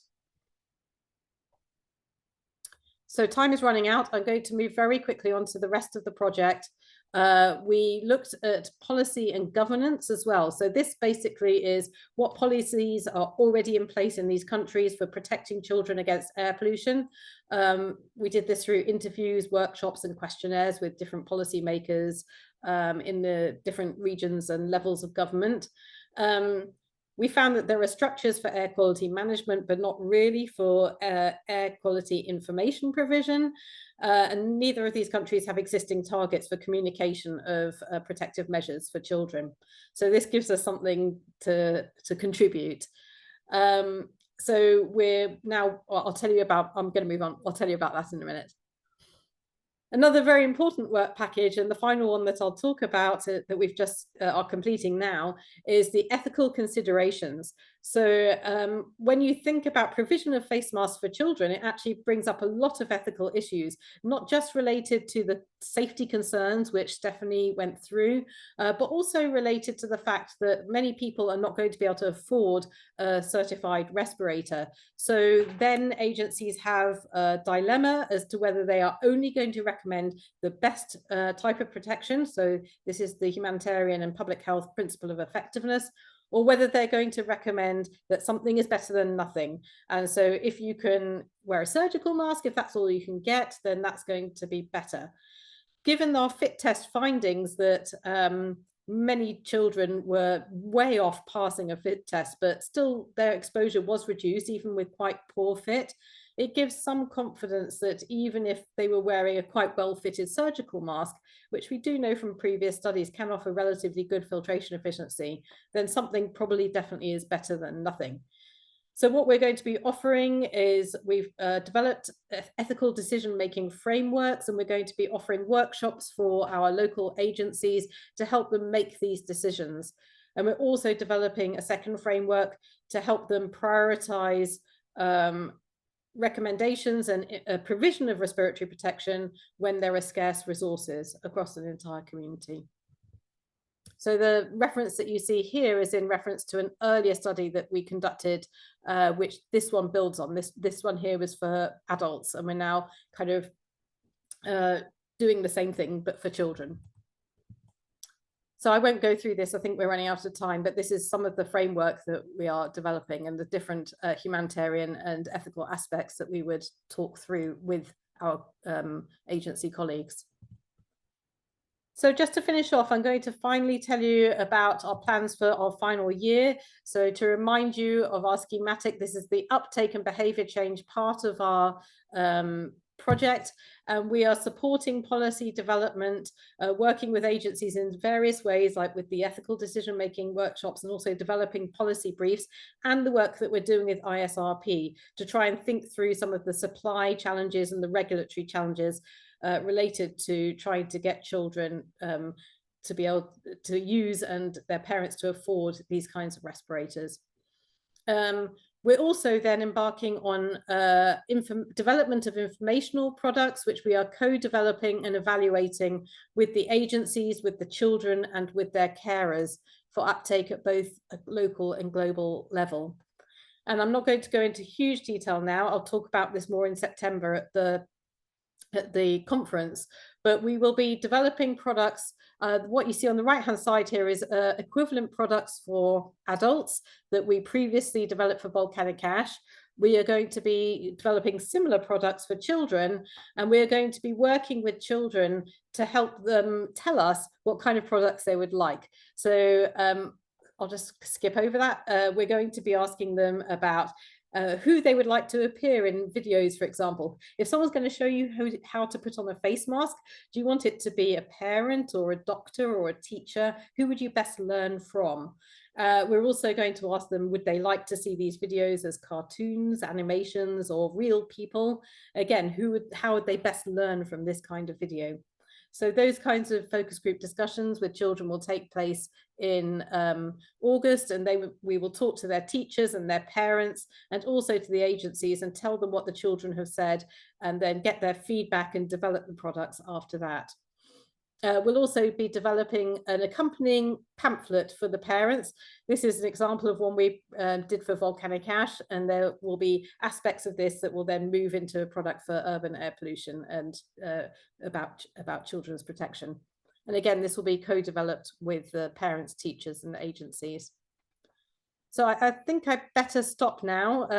I'm happy to take any questions later on in the discussion, and it's been a pleasure talking to you. And yeah, thank you very much. We have just a couple quick ones. One, just go on to clarify that the products the team will develop will be educational products, not respirator products. Oh, sorry, did I not say? I thought I said informational products. Oh, maybe you did. Jessica didn't hear it. Can't hurt to further clarify. And then Stephanie Holm had a question too. Were the patterns on the masks generic patterns like stars, flowers, etc., rather than ones with popular characters like Frozen, Minecraft, Pokemon? Because she just imagines that the specifics of the patterning could make a big difference in the kids' preferences. Just stars and yeah. So first of all, we were a little bit limited because we only wanted to show the children masks that had certification. So there were obviously billions of masks out there that had Pokemon and Hello Kitty and that kind of stuff on. But no, in fact, the masks that were certified, the patterns on them weren't completely generic in that they were, for example, dogs or animals of some kind, usually. And in different parts of the studies, like for work package 4, we used a number of different pattern masks in the ranking task that we did. But none of them were well-known cartoon characters. So in that respect, they were generic. They weren't saying, "Oh, I love Hello Kitty." So yeah. Okay, perfect. So we're going to roll right in. We're actually still doing okay. We're only the 10 minutes behind. So I'm going to introduce our next speaker. Any other questions? We'll save those for the workshop. So next we have Simon Smith, Dr. Simon Smith. He's retired from 3M, and he's worked in standards development for over 20 years. And I know he holds multiple voluntary roles. He also is pretty much the official photographer for ISRP as well as other organizations. And he served as the president of the International Society of Respiratory Protection and as the chair of the Respiratory Protection Committee for AIHA. He's also contributed in a lot of other leadership positions on other standard setting bodies. So Simon, thanks so much for joining us. Let's see if you're able to share easily. Thank you. Thank you very much, Stephanie, for the introduction, and great to be with everyone again. I apologize, a quick couple of technical things. I'm actually on vacation in a hotel, and so I might have a dodgy internet link. And Stephanie's got a presentation copy to take over and show slides that I can talk to if things don't work. I will have to cover audio after this introduction. And thanks very much for coming to the presentations. I appreciate in the audience there are some people who are leaders or retired leaders in this field, in the subject area of standards development that I'm going to be talking about. And so apologies again for this being a very high level presentation. And I'm just sort of highlighting some of the key areas rather than getting into any detail. Only 15 minutes to speak. I'll just share screen and I'll try and move forward from there. So please let me know, somebody, if you can see my screen. Anything yet? Not yet. Okay, sorry. It's like I'm working from an iPad. A couple of things there is that the actual software is different, and I am not able, in finalizing this presentation, to use all the facilities of PowerPoint, and also again, the basic animations are sort of fixed as well. Is anything happening now? Something is happening. Okay. It looks like it's trying to connect. If it won't connect, okay. Yes. Quickly, okay. I'll share. Yes, thanks. So it says I'm sharing my screen. It is weird. It does say that. Yes. There it goes. Yes, it's there now. Okay, initial slide showing right now. Thanks. Is that Yes. clear? So yes, apologies perfect. for this. It's confluence of timing that's occurred. So there should be a title slide on there now, and just to say, the subject is standards and lessons learned. And really the theme of this was to look at this very high guide on some existing standards in respiratory protection area, and what sort of subject matter they cover, how they're constructed, and what sort of function they have. Bit about some of the good practices and features that are seen in standards structures, and also a bit on the current state of standards relevant to child needs, because or standards and in quotations there, because over COVID we had some documents developed that probably didn't go through the full standard development process that were adopted, and some of these included requirements for child use of masks, as we might say in the general sense, facial coverings. So that's that. And again, apologies, because I know there are those participating who have far more expertise in this than I. First of all, on who makes standards, and it's consideration that we have various groups of organizations, organizations and groups making standards, and they sort of divide into domains. And I'm talking technical standards right now, rather than the sort of process standards and quality standards and so on. But we have industry organizations where there's a common need for standardization, and groups like the Society of Automotive Engineers standardize things on part sizes and screws and nuts and bolts and things, because they needed that for making automobiles historically. Then there are official standards development organizations, and these are usually certified by some kind of government agency, showing that they have the capability of developing standards. These may be national bodies, and so individual countries have a body generally that's affiliated with the International Organization for Standardization, and that they are authorized to certify these organizations that can develop standards. So some features of health and safety are covered nationally. For instance, in Europe, we have European standards from the European Union covering respirator performance, but the actual conditions, such as the setting of assigned protection factors, are a national issue. So some things are split up there. Multinational groupings, again, I mentioned the European standard system, and that is one that covers 27 countries. Groupings, and the goal there of standards is to facilitate trade and obviously improve overall health and safety. And we have international organizations, ISO being the key one for respiratory protection. And over the last 20 plus years, ISO has been developing a range of standards related to respiratory protection, some covering the performance as regards human needs, and some covering test methods, and then others covering the actual performance requirements for respirators. And all of these standards are generally developed through volunteer committees. And so it's a way to here is an example. I hope you're seeing some color change on the screen of various domains around the world and some of the initials that you'll see used for those. And so I know, again, that representatives from these groups are on the call today. So just to see, there is a sort of quite a structured organization and a diversity around the world of standards. When it comes to the types of standards, we really have those that are related to products and those that are related to the use of those products in workplaces. And so far, the bulk of the work in respiratory protection has been related to workplace needs rather than public needs or the situations such as we've had with the pandemic. For design standards, these might sometimes called specifications, and there aren't many of these around right now. We might see them, say, for military applications, and they actually give detailed requirements as to what a product must look like. They might provide dimensions and specify what materials have to be used and so on. And overall, in the last 20, 30 years, there has been a move away from such standards into more performance requirements. That is, those standards that set what the product must do, how it must protect somebody, rather than what it must be made from. And so these are kind of open up the opportunities for manufacturers to use innovation and design better products to achieve that performance requirement by whatever means they can.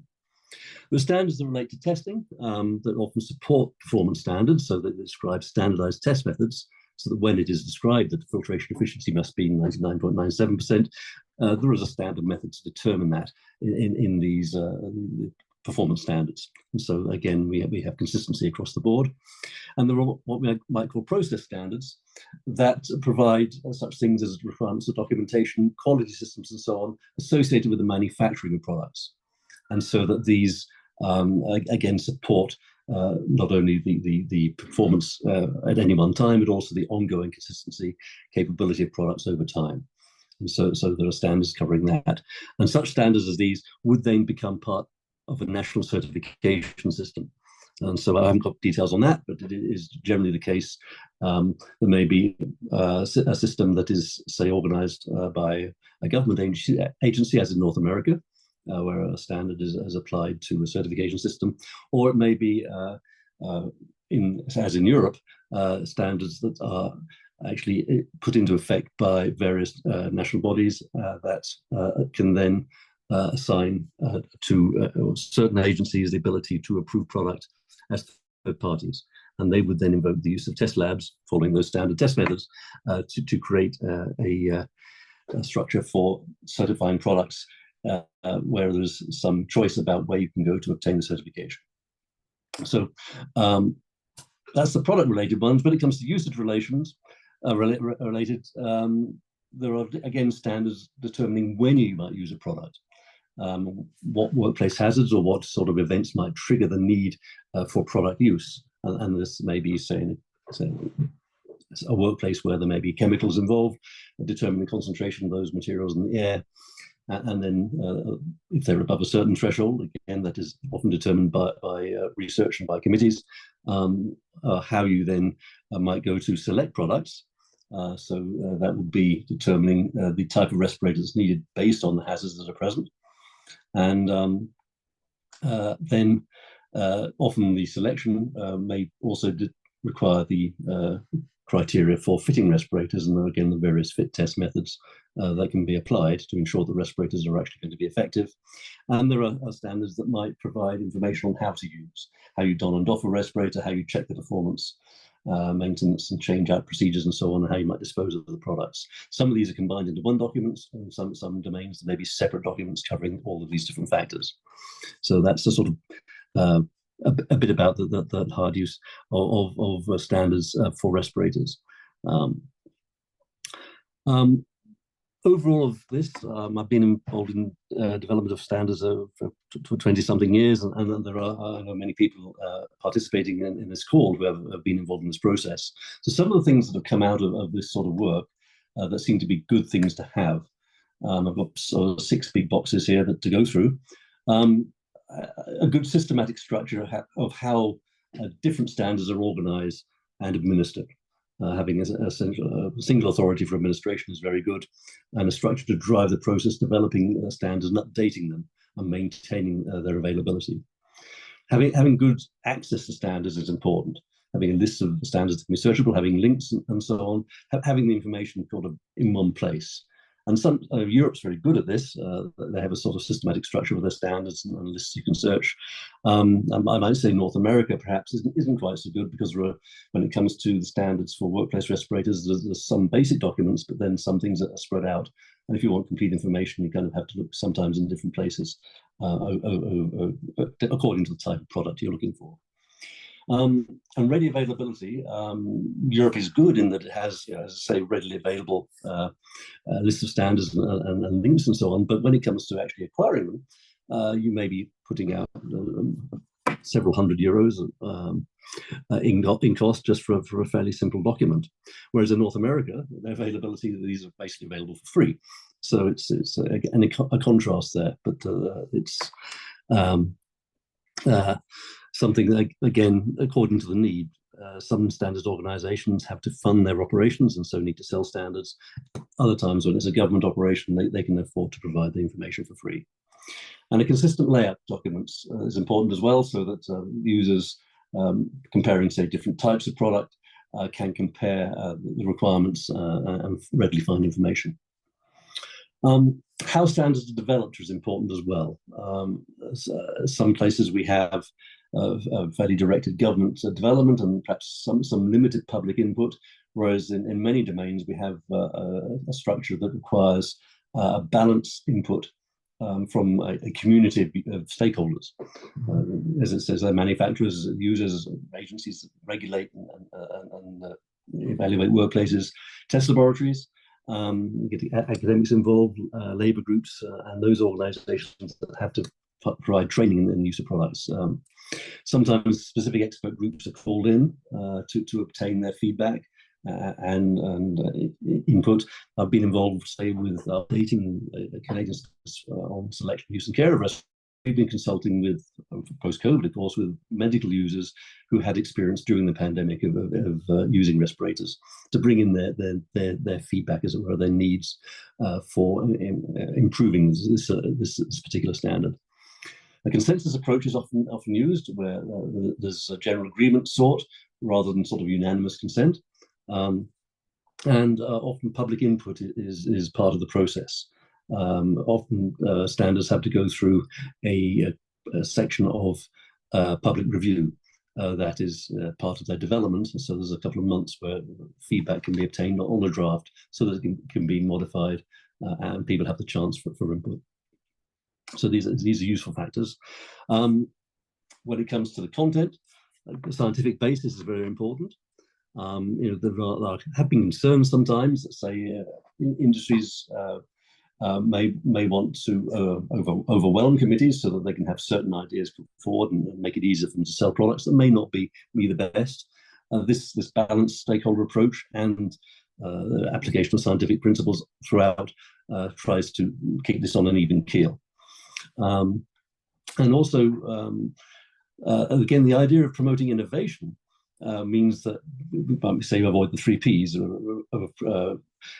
of the prescription, proscription, and presumption. It means that you wouldn't say that you have to use a certain kind of material or product design in the overall product, or you are prevented from using some kind of material, or that in the standard writing you assume there's some kind of system used, some kind of formulation for, say, removing toxic gases or some kind of filter design and sealing process and so on. So in the writing of standards, one tries to be as minimally prescriptive as possible.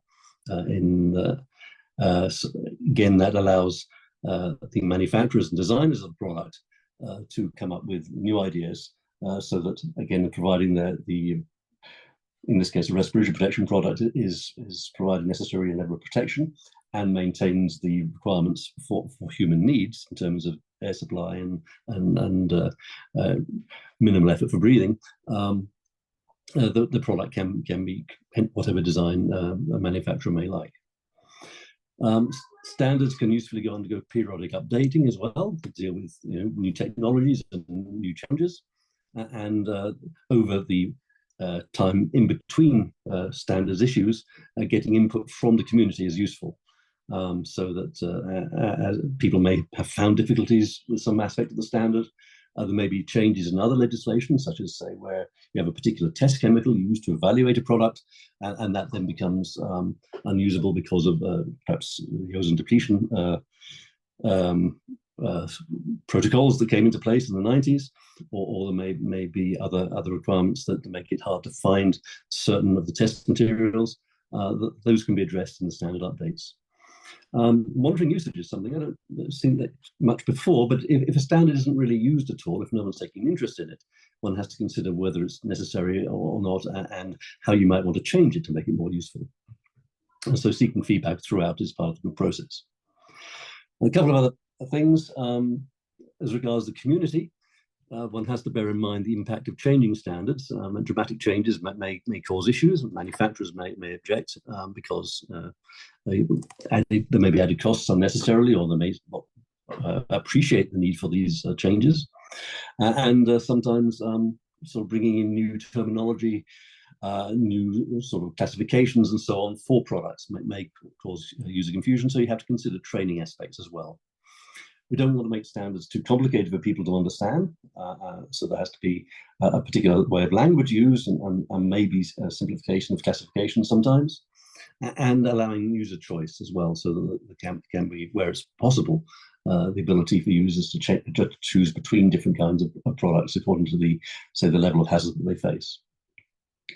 And lastly, for equipment usage, considering how standards would fit together. Maybe we're looking at one area I'm working in right now in the CBRN area. We have a respiratory protection standard, but there's also a clothing standard being developed for CBRN, chemical, biological, radiological, nuclear aspects. This is counter-terrorism sort of thing. And we don't want to have cases there where there may be inconsistencies. We might obviously want to make sure that respirators and clothing work together well. And so the interfaces are important.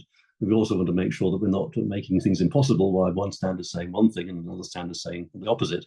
So to comply with both, users are very confused and may not be able to make a product at all.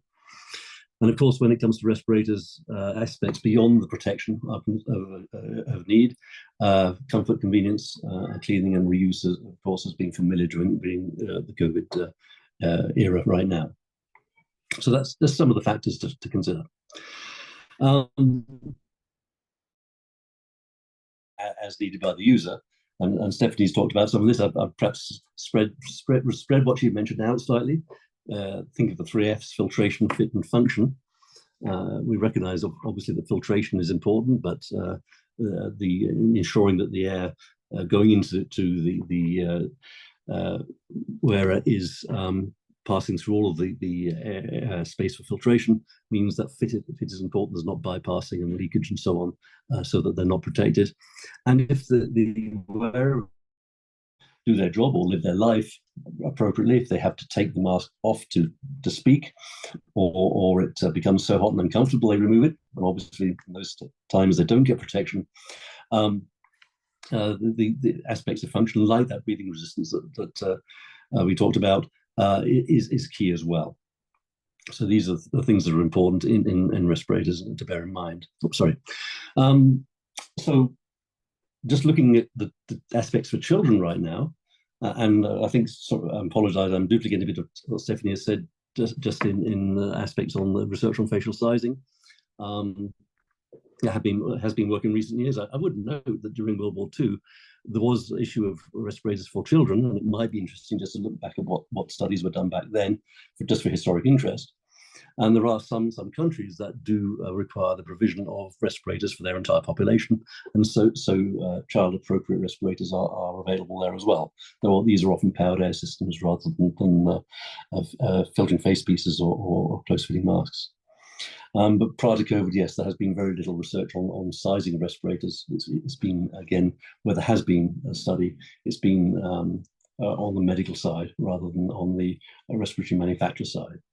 But with COVID, suddenly things accelerated and we had a rapid issue of documents. We saw that for public needs, several standards organizations worked on requirements for those. We can't really call them standards always because they were not following the full standard development process that an organization might have. That performance requirements document is probably an appropriate catch-all term.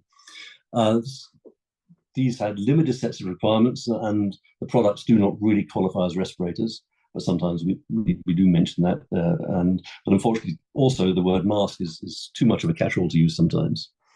One that came out was the European Community Working Agreement, and that covered a lot of aspects.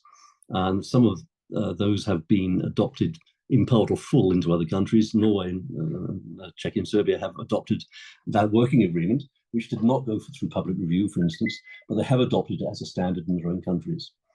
There was also just Googling some informal sizing information about respirators for adults and children was issued. But it wasn't really consistent. Again, it hadn't gone through any standard development process. It was just published on the internet. So there were designs published for people to make their own respirators and sizing information in that. So when it came to that European work, though, there's a table which should be showing right now covering the standards organizations in Europe that had worked on performance requirements documents that covered child needs. Not all of them did. So this is a list of Europe and China there that cover documents where there was information relevant to children included. You see the designations and titles there. Links to these are available on the ISRP website. I have the link on the next slide. But there's kind of three aspects here, and perhaps I'll jump to the next slide just to show what I mean by these things. Some of them included dimensional requirements, where they, as you see there from the European agreement, that they gave the necessary facial dimensions for different ages of children that, say, a manufacturer would work on for their design purposes. Some actually included design requirements, where they gave actually, as you see, a template to be used to manufacture the products. Some of these went into quite a lot of detail. And some included user instructions. So although there were performance documents, they did actually include how to use the respirator as well. As I said, previously there were sort of separate designations of standards for that. In some cases, they were merged into here. So the Belgian standard, for instance, you provided donning and doffing and disposal instructions. So as you back to here, you see that of the things, the facial dimensions, templates, and the donning doffing, no one standard, two standards that had everything in. The European document covered only the target dimensions, but some countries took that and then added in their own template needs. The Chinese one at the bottom did include some dimensions like a nose clip length, which is interesting, relevant to what Tara just said, but no other requirements in there. So yes, not doing any further details on this, but you can retrieve those standards, and they're generally available for free because many standards agencies made that allowance during COVID, so that these can be looked at. So we do have some information here to work from as a basis if we're going to start looking at this. But again, we need to just examine in detail where the information was obtained for the information that was included in these standards. So that really is I guess as much, and perhaps look forward to further discussion on this. So thank you very much. Thank you so much, Simon. Just to respect everyone's time, I'm gonna say if you have any questions, none came in live during the presentation, then just hold those for the brainstorming session. And so let's take another 5-minute break. This is the end of the speaker section. So if this is all you wanted to attend, then feel free to go ahead and have a good rest of your day. And otherwise, if you want to hang around, we'll open the brainstorming session and I'll promote those who want to participate to panelists so that we can have a discussion. So I'm going to pause the recording now and take 5 minutes again. And Dan, it looks like you've already been promoted. So do you want to go ahead and speak to what you wanted to talk about, and I'll go through and start promoting the participants who want to be panelists? Sounds like an idea to me, if you can hear me. Yes. Can I share my screen also? Hopefully. This is a new version of Zoom for me, so I don't know what exactly that was. Yeah, that's you're a panelist, so you should be able to. Let me know if that's not true. And yep, there you go. Okay. So you can see the screen, but I can't. Hooray for me. Okay. Okay, let me try to switch to it myself. There, it is all black. Very nice. Okay, Back for us as so well. if you can still hear me, so Dan McCandler. Yeah, I we have can't worked see your with- screen. Yeah, we can't see your screen. It did a like end of slideshow thing. It says we're viewing your screen, but it just says end of slideshow.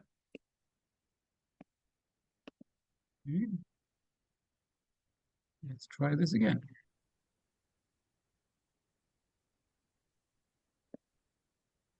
Always fun with new software when you didn't really want it. Okay, here's something for someone to help with Zoom. It said that people raised their hands, but I cannot see a list of those people who raised their hands. Okay, can you see it now? Stephanie, they were already added. Oh, everyone who raised their hand? Did Mike do that? It was just Jess, Dan, and Gabriella. Oh, all you other people just want to sit here and watch. Watch us. That's fine. Can you see my screen now? Yes. Yes. Okay, so I work with the human factors group within the respiratory protection group within ISO, and also with test methods, but primarily this is human factors. And probably 3 years ago, Gabrielle asked if we could put together a standard on the needs of children.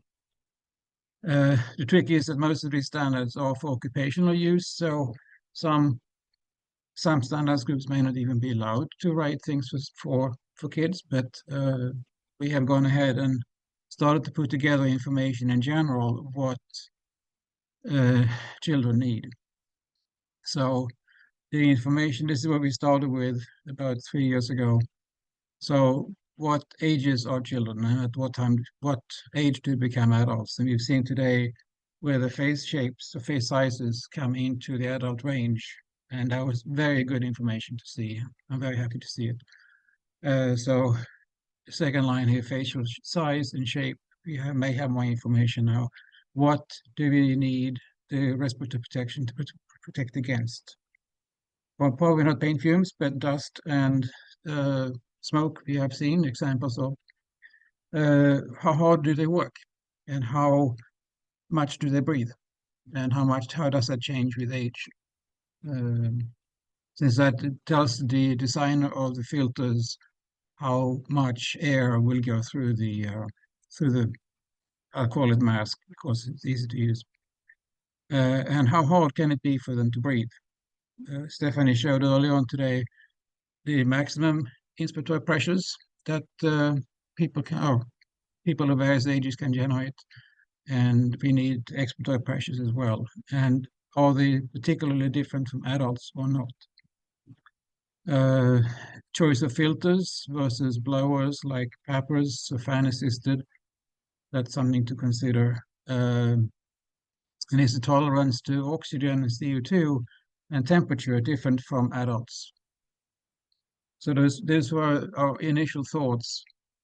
And I have put together, I'm going to switch to another document here. Let's see, give me a second.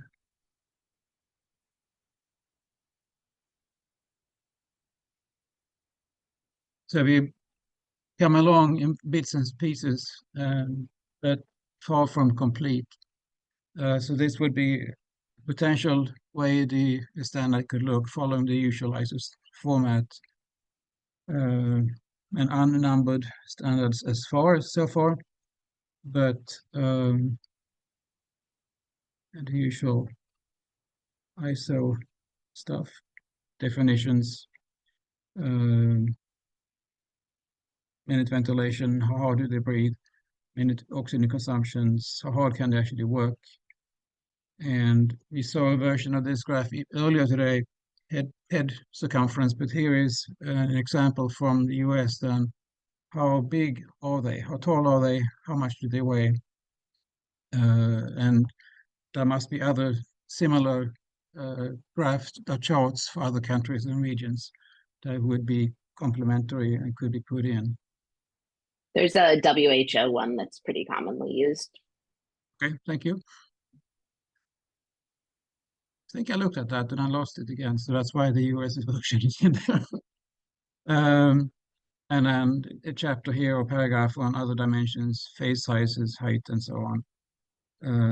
We had seen some data from Korea.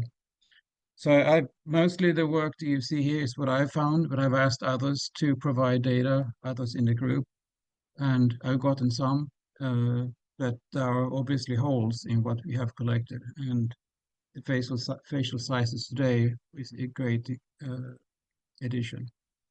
Can you share these documents with me, your presentation and these documents for me to share with the wider group too, Dan? Is that okay?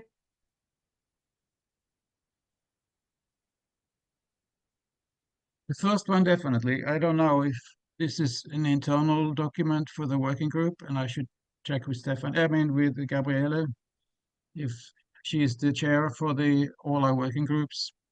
And in some ways, I would be very happy to share it, but if I may, can you hear me? Yep, yeah, Gabriele. It's Gabriele. Thank you very much, Dan. And apologies, that draft we see in front of us at the moment, unfortunately, is not able to be shared, but of course, your slides. Thank you.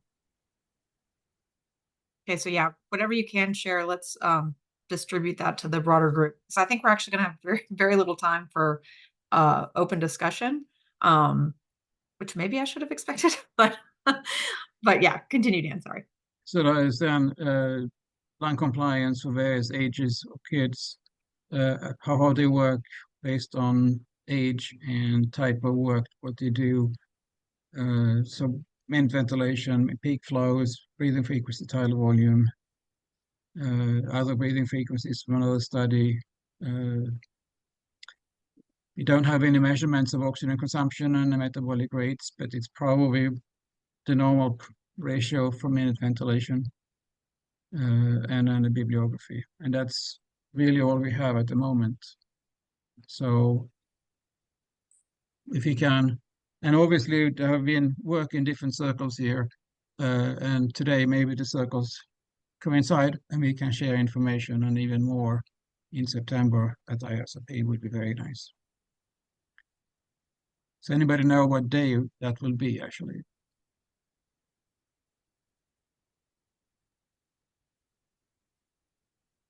Nope. We do know. Stephanie, are you pulling that up? What was the question? I'm sorry. The date of Which the day? workshop? Oh, I know it's the Thursday, but I don't know what the date is. Okay, my first is so it's September 26th. Thank Thank you. you. September 26th. Okay, so that was what I had to share. So work has started, but stalled a year and a half ago or so. It actually looks like we have a lot of information from a lot of different organizations to kind of start building some sort of framework, and at least partial answers to a lot of the questions that I wrote down for this brainstorming session. The first thing I had on my list to do was actually go back to some of the questions that were asked during the talks. And sorry, Dan, I was only halfway listening to you because I'm also getting like personal direct messages that I'm having to respond to. So going back, John asked, which John, I'm disappointed. I thought you'd want to participate as a panelist. I'll still be bothering you later, I assure you. Any comments regarding research needs about reducing facial irritation when wearing a respirator? I know we saw that a lot with COVID, especially with healthcare professionals, right? And of course, that's going to apply to children. But does anyone have any comments on research there? And yeah, I mean, I don't know that it's substantially different for children in the sense, John, that I don't know that I would expect kids' faces to necessarily be more susceptible to irritation than adults' faces. Maybe slightly, but I don't so much think that's a big factor. To my mind, it's more of an issue in terms of potentially having less tolerance for the annoyance of irritation, right? That even if it's not that more in kids, if they're less tolerant of it, that becomes impactful. So, I mean, yes, I definitely think it's a research need, but so is everything. That is kind of the problem here. Stephanie, so I'm curious about your perspective because you are a physician. When we've been having conversations on some of these standard development efforts about skin irritation, we've talked sometimes about the fact that there is research on skin irritation sort of generally, right? So any time that there's contact with, for example, a bandage or some kind of, support item, direct contact with skin, especially if that item is not permeable, like some respirators are not permeable and they might not allow for good,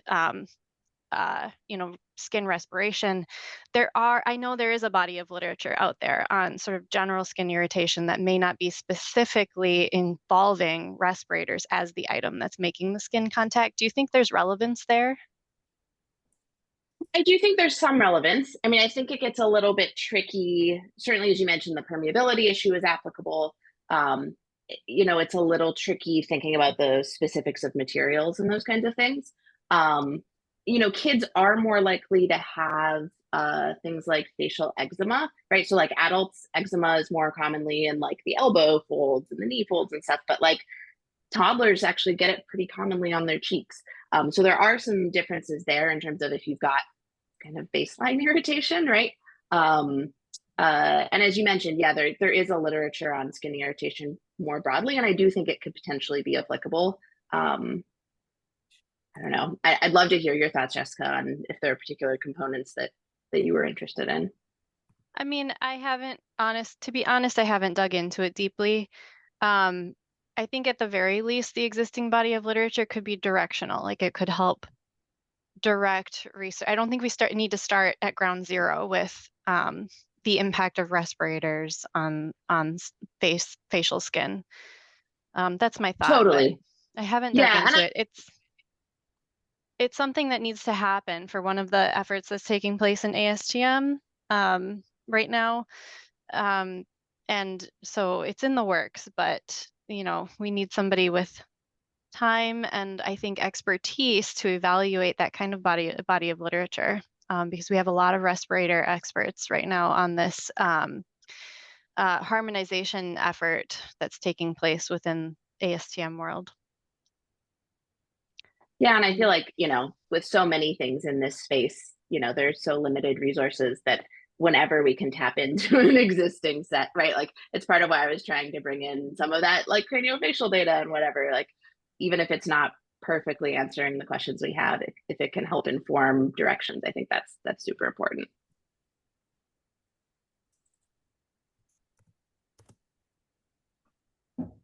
Yeah, I think just and I wanted to thank Stephanie and Claire and Simon. Those were great presentations, and I think you were very very topical and focused on the issues, and I think kind of looking at this from a systems perspective, we're not going to be able to solve all the problems at once.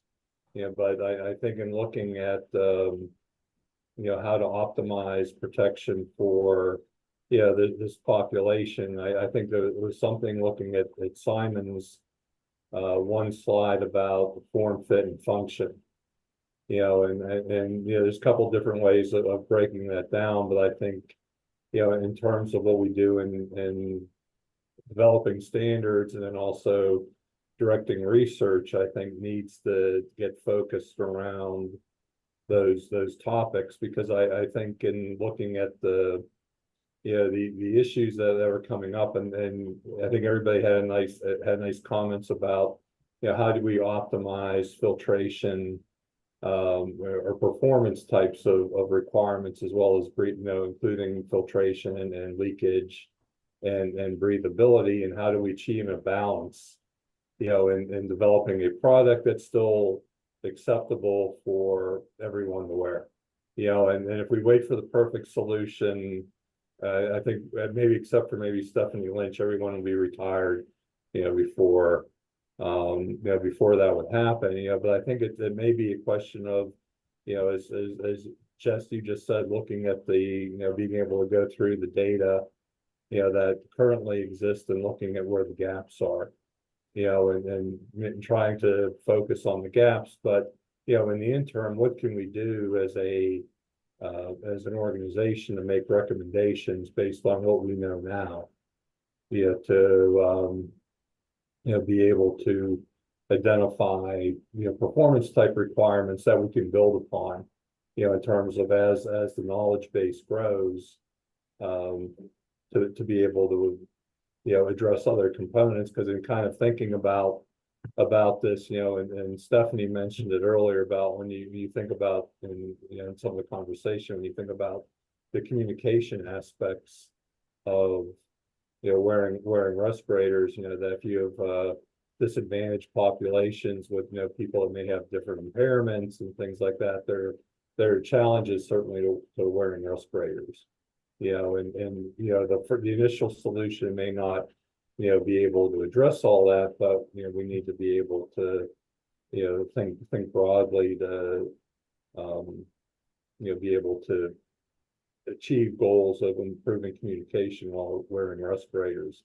I think one of the things that we haven't really talked about a lot yet today, but it was about, looking at novel types of materials as well. I think is a research need, moving forward, because everything traditionally has been built around, the non-woven fabric industry, and there's been a lot of evolution over the past decades about those types of products. But, are there other, types of technologies that we could consider, looking at least in terms of, designs that improve filtration efficiency and fit, while and also maintaining breathability.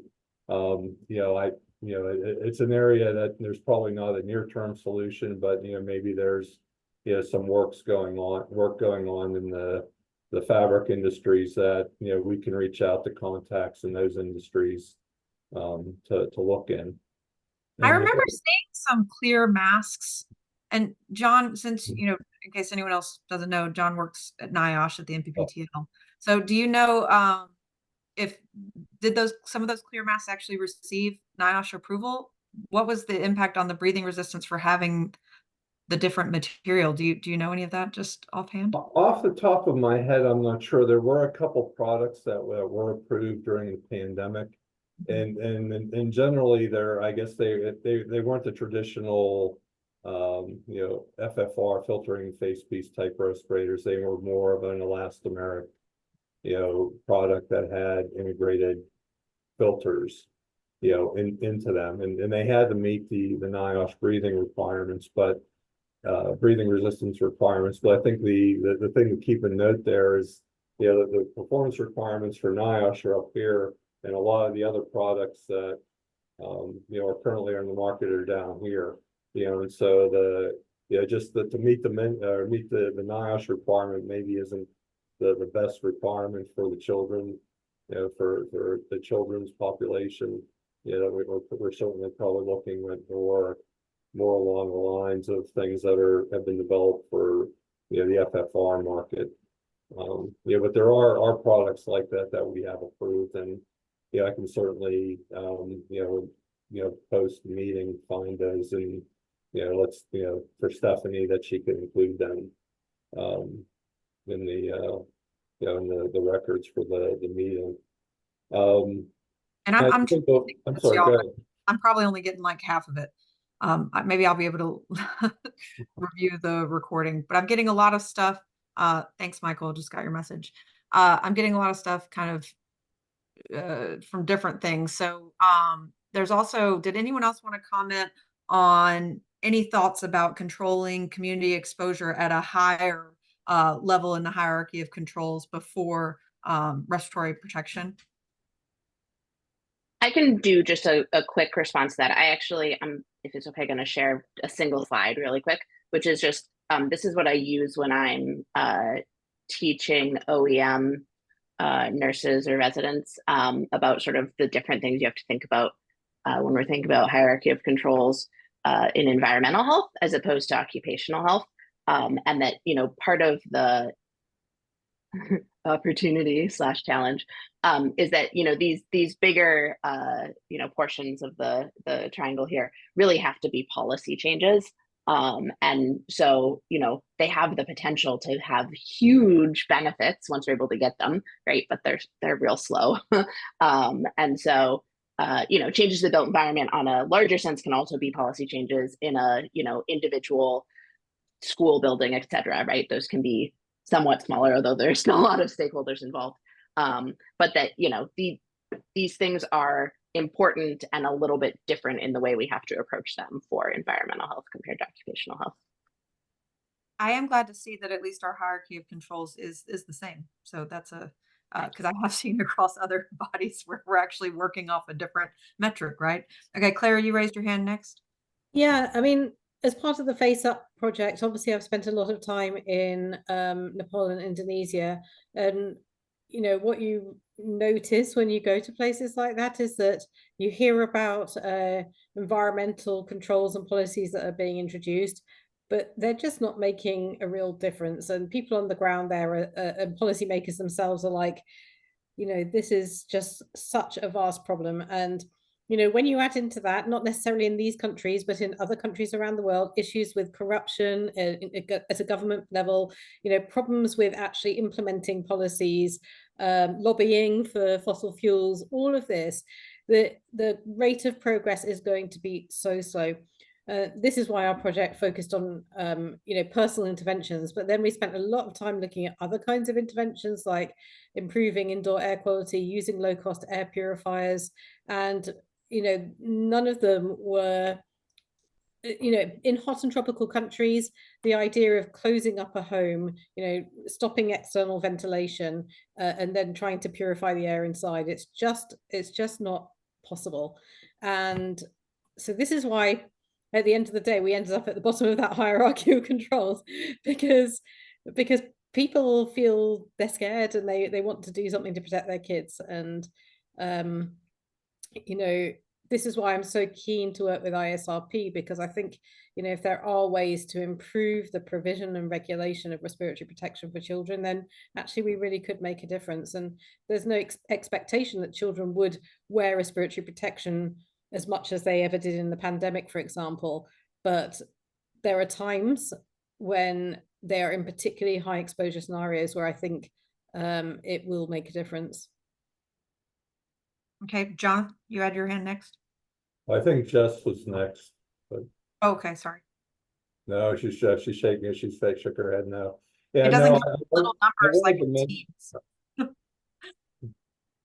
Yeah, no, I wanted to mention, I think at the ASTM meeting a couple of weeks ago, in the biological committee, there was a conversation and a presentation about the use of UV to be as a means of filtration, from the standpoint of neutralizing particles. I think from a practical standpoint, I think we're seeing that applied in structures now. That those types of technologies are being applied in structures for cleaning, as well as I think, also more expansive filtration systems in buildings and things like that. But I think just in terms of looking at the cost associated with that, there's a practicality, I think, level from trying to implement an engineering solution, in schools, because whether or not budgets, the budgets for schools will be able to afford those types of improvements, facility type improvements is uncertain, and probably debatable whether or not it would be able to be done. And I think there was something that Claire presented, if I read it accurately, with the exposures for the population, that the exposure, the red dots on the graph where children were seeing high particulate levels, going from home to school or home to wherever they were going, and I don't think there's an engineering control that could be applied in those types of scenarios. So there probably are things that will happen from a systems perspective to look at what can be done within structures, but there's still those transition spaces where respiratory protection probably is going to be needed. Okay, Jess. Although John, oh, sorry. Go ahead, Jess. No, go ahead and respond. Go ahead. I was just going to say, I think if we expand our idea of engineering controls, though, sometimes there are, right? So like if we think about a city that creates a pedestrian zone where there's traffic further away, where kids can walk to school, right? Like that's not sort of a classic engineering control, but in sort of like a meta sense, it is, right? We're doing something that like moves the pedestrians further away from traffic. So I do think there's some of those that can still apply to those kinds of scenarios. It's just, again, it's those like bigger policy things that take lots of stakeholders to make changes. I've actually seen some of that happening just because of pedestrian safety, where they're making zones where they're, specifically no cars allowed, so that you're getting for safety. But I hadn't even thought about how that might reduce some of that air pollution too. Yeah, there's some of that happening in California intentionally for air pollution exposures too. We have a State Assembly Bill 617 that has prioritized community air reduction plans in highly impacted areas, and there's been some interesting, pedestrian and tree planting and all kinds of stuff. Okay, Jess. Yeah, well, so I wanted to react to a couple of components of the conversation that are taking place. I'm glad, Stephanie, that you pulled up the hierarchy of controls. I do think that needs to be our guiding star in everything that we do. But Claire, to your point, when this is a global conversation about what interventions are effective and what's needed in terms of a respiratory protection regulatory framework, I do think that policy changes are an important part of even the framework, the regulatory framework for effectively implementing respiratory protection. Although it is at the bottom of the hierarchy, it is still something that we need to address. Clearly, I think we've established that today for all of those many reasons.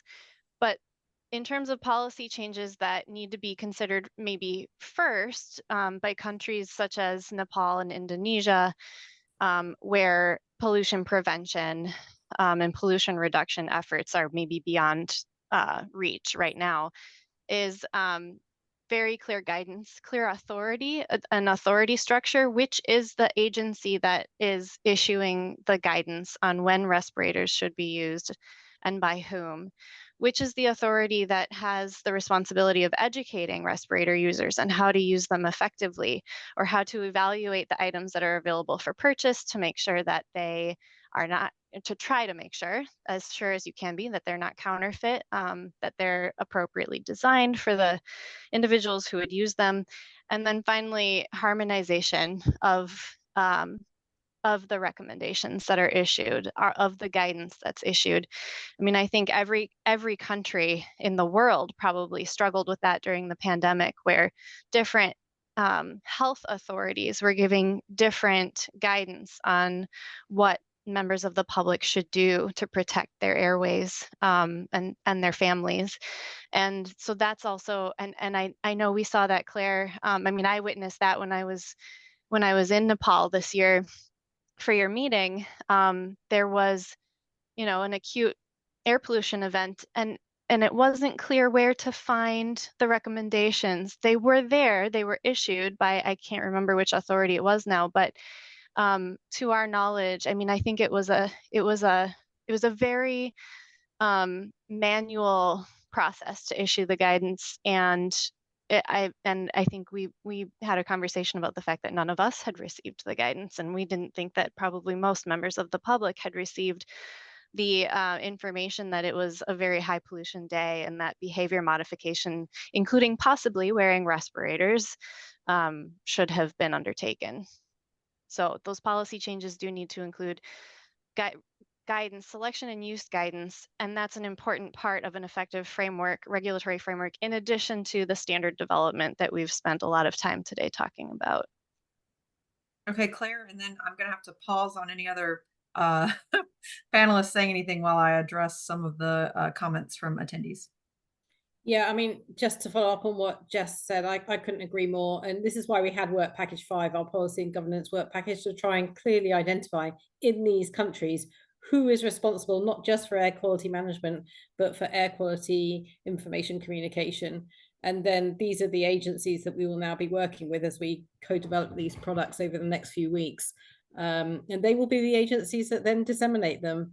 But one thing I didn't have a chance to say is that we're also working now with UNICEF headquarters. And so hopefully these products aimed at children, but also probably the product that we're going to develop aimed at their carers, will be available globally through UNICEF, through their social media and website, etc. So yeah, hopefully we can start to have some impact, but that means that we have to get it right. So I just want to point out that someone did bring up that there are papers talking about the MACNE, like that you get. So could be a larger issue for teens, that we could consider them kids. Kind of depends on a lot of things Stephanie talked about where their facial characteristics are falling within the fit characteristics.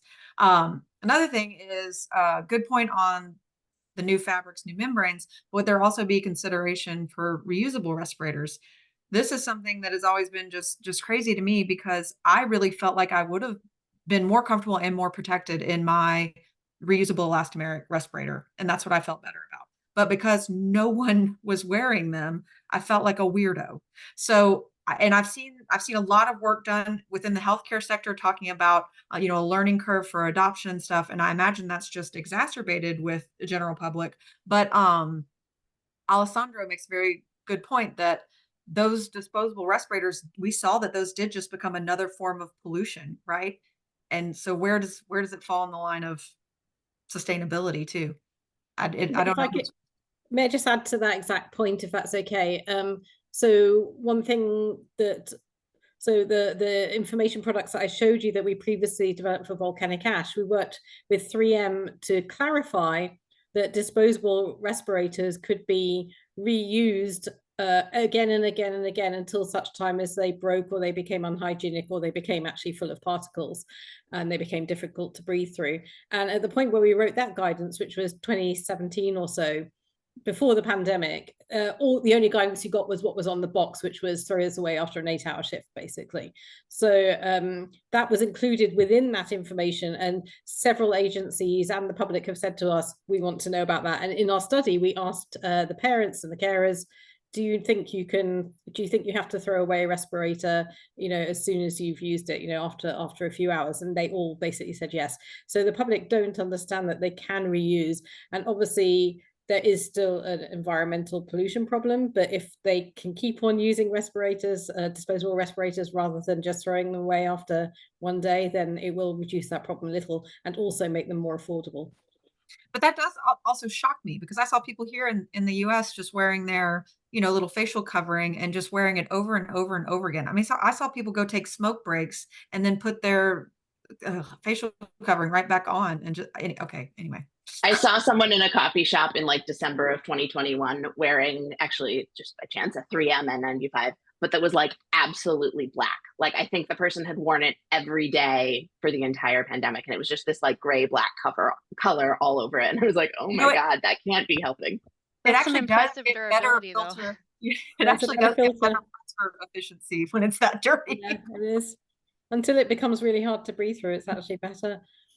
You know, but actually during the pandemic, several people were advocating, you know, if you can, having several disposable respirators and kind of cycling through their use. So you might use one day, then put it aside for a few days. And that was to let viral load, which may have gathered on the respirator, die off. But I think also from a hygiene perspective, it can work as well. Another attendee pointed out that there's also the issue of the manufacture of all of those disposable respirators too, right? That creates another level. They're releasing microplastics and particles that later we would need to protect ourselves from. Simon, you raised your hand. Let's get you in, and then Thanks. Yeah. So sorry, I'm coming and going with the internet. Actually, just considering that exact point, is the issue of recyclability of materials, and it's quite a hard thing to write into a standard. But at least you want to encourage manufacturers to look at that approach. Again, for environmental purposes, particularly as something to bring up, but probably a lot of discussion to be needed on the best way to improve such science for reducing the waste stream caused by respirator usage. Beyond the obvious of using reusable respirators, as some people are limited to using disposables, make them readily recyclable. Thanks. Simon, do you think there's a potential for reusable components, even if the whole thing, right, like having like reusable strap that, you know, can be reused? Because I know like that's often a failure point, right? Is like things that are in storage for long periods of time in stockpiles and whatnot, right? It's often the strap that's failing. It has been, yes. I think sometimes with that we may get into the issue if you're asking the wearer or user group of the standard of the product rather to make a change, make a mechanical construction, as it were. You have to make sure it's absolutely foolproof, and that it can't go wrong in some way. That's a key factor. But yes, and I think other people may have mentioned already that with the stockpile studies, certainly it's been found that filtration media seem to last very well over decades sometimes. And it is the straps, sometimes nose clips, adhesion of nose clips, that is the failure point in these products.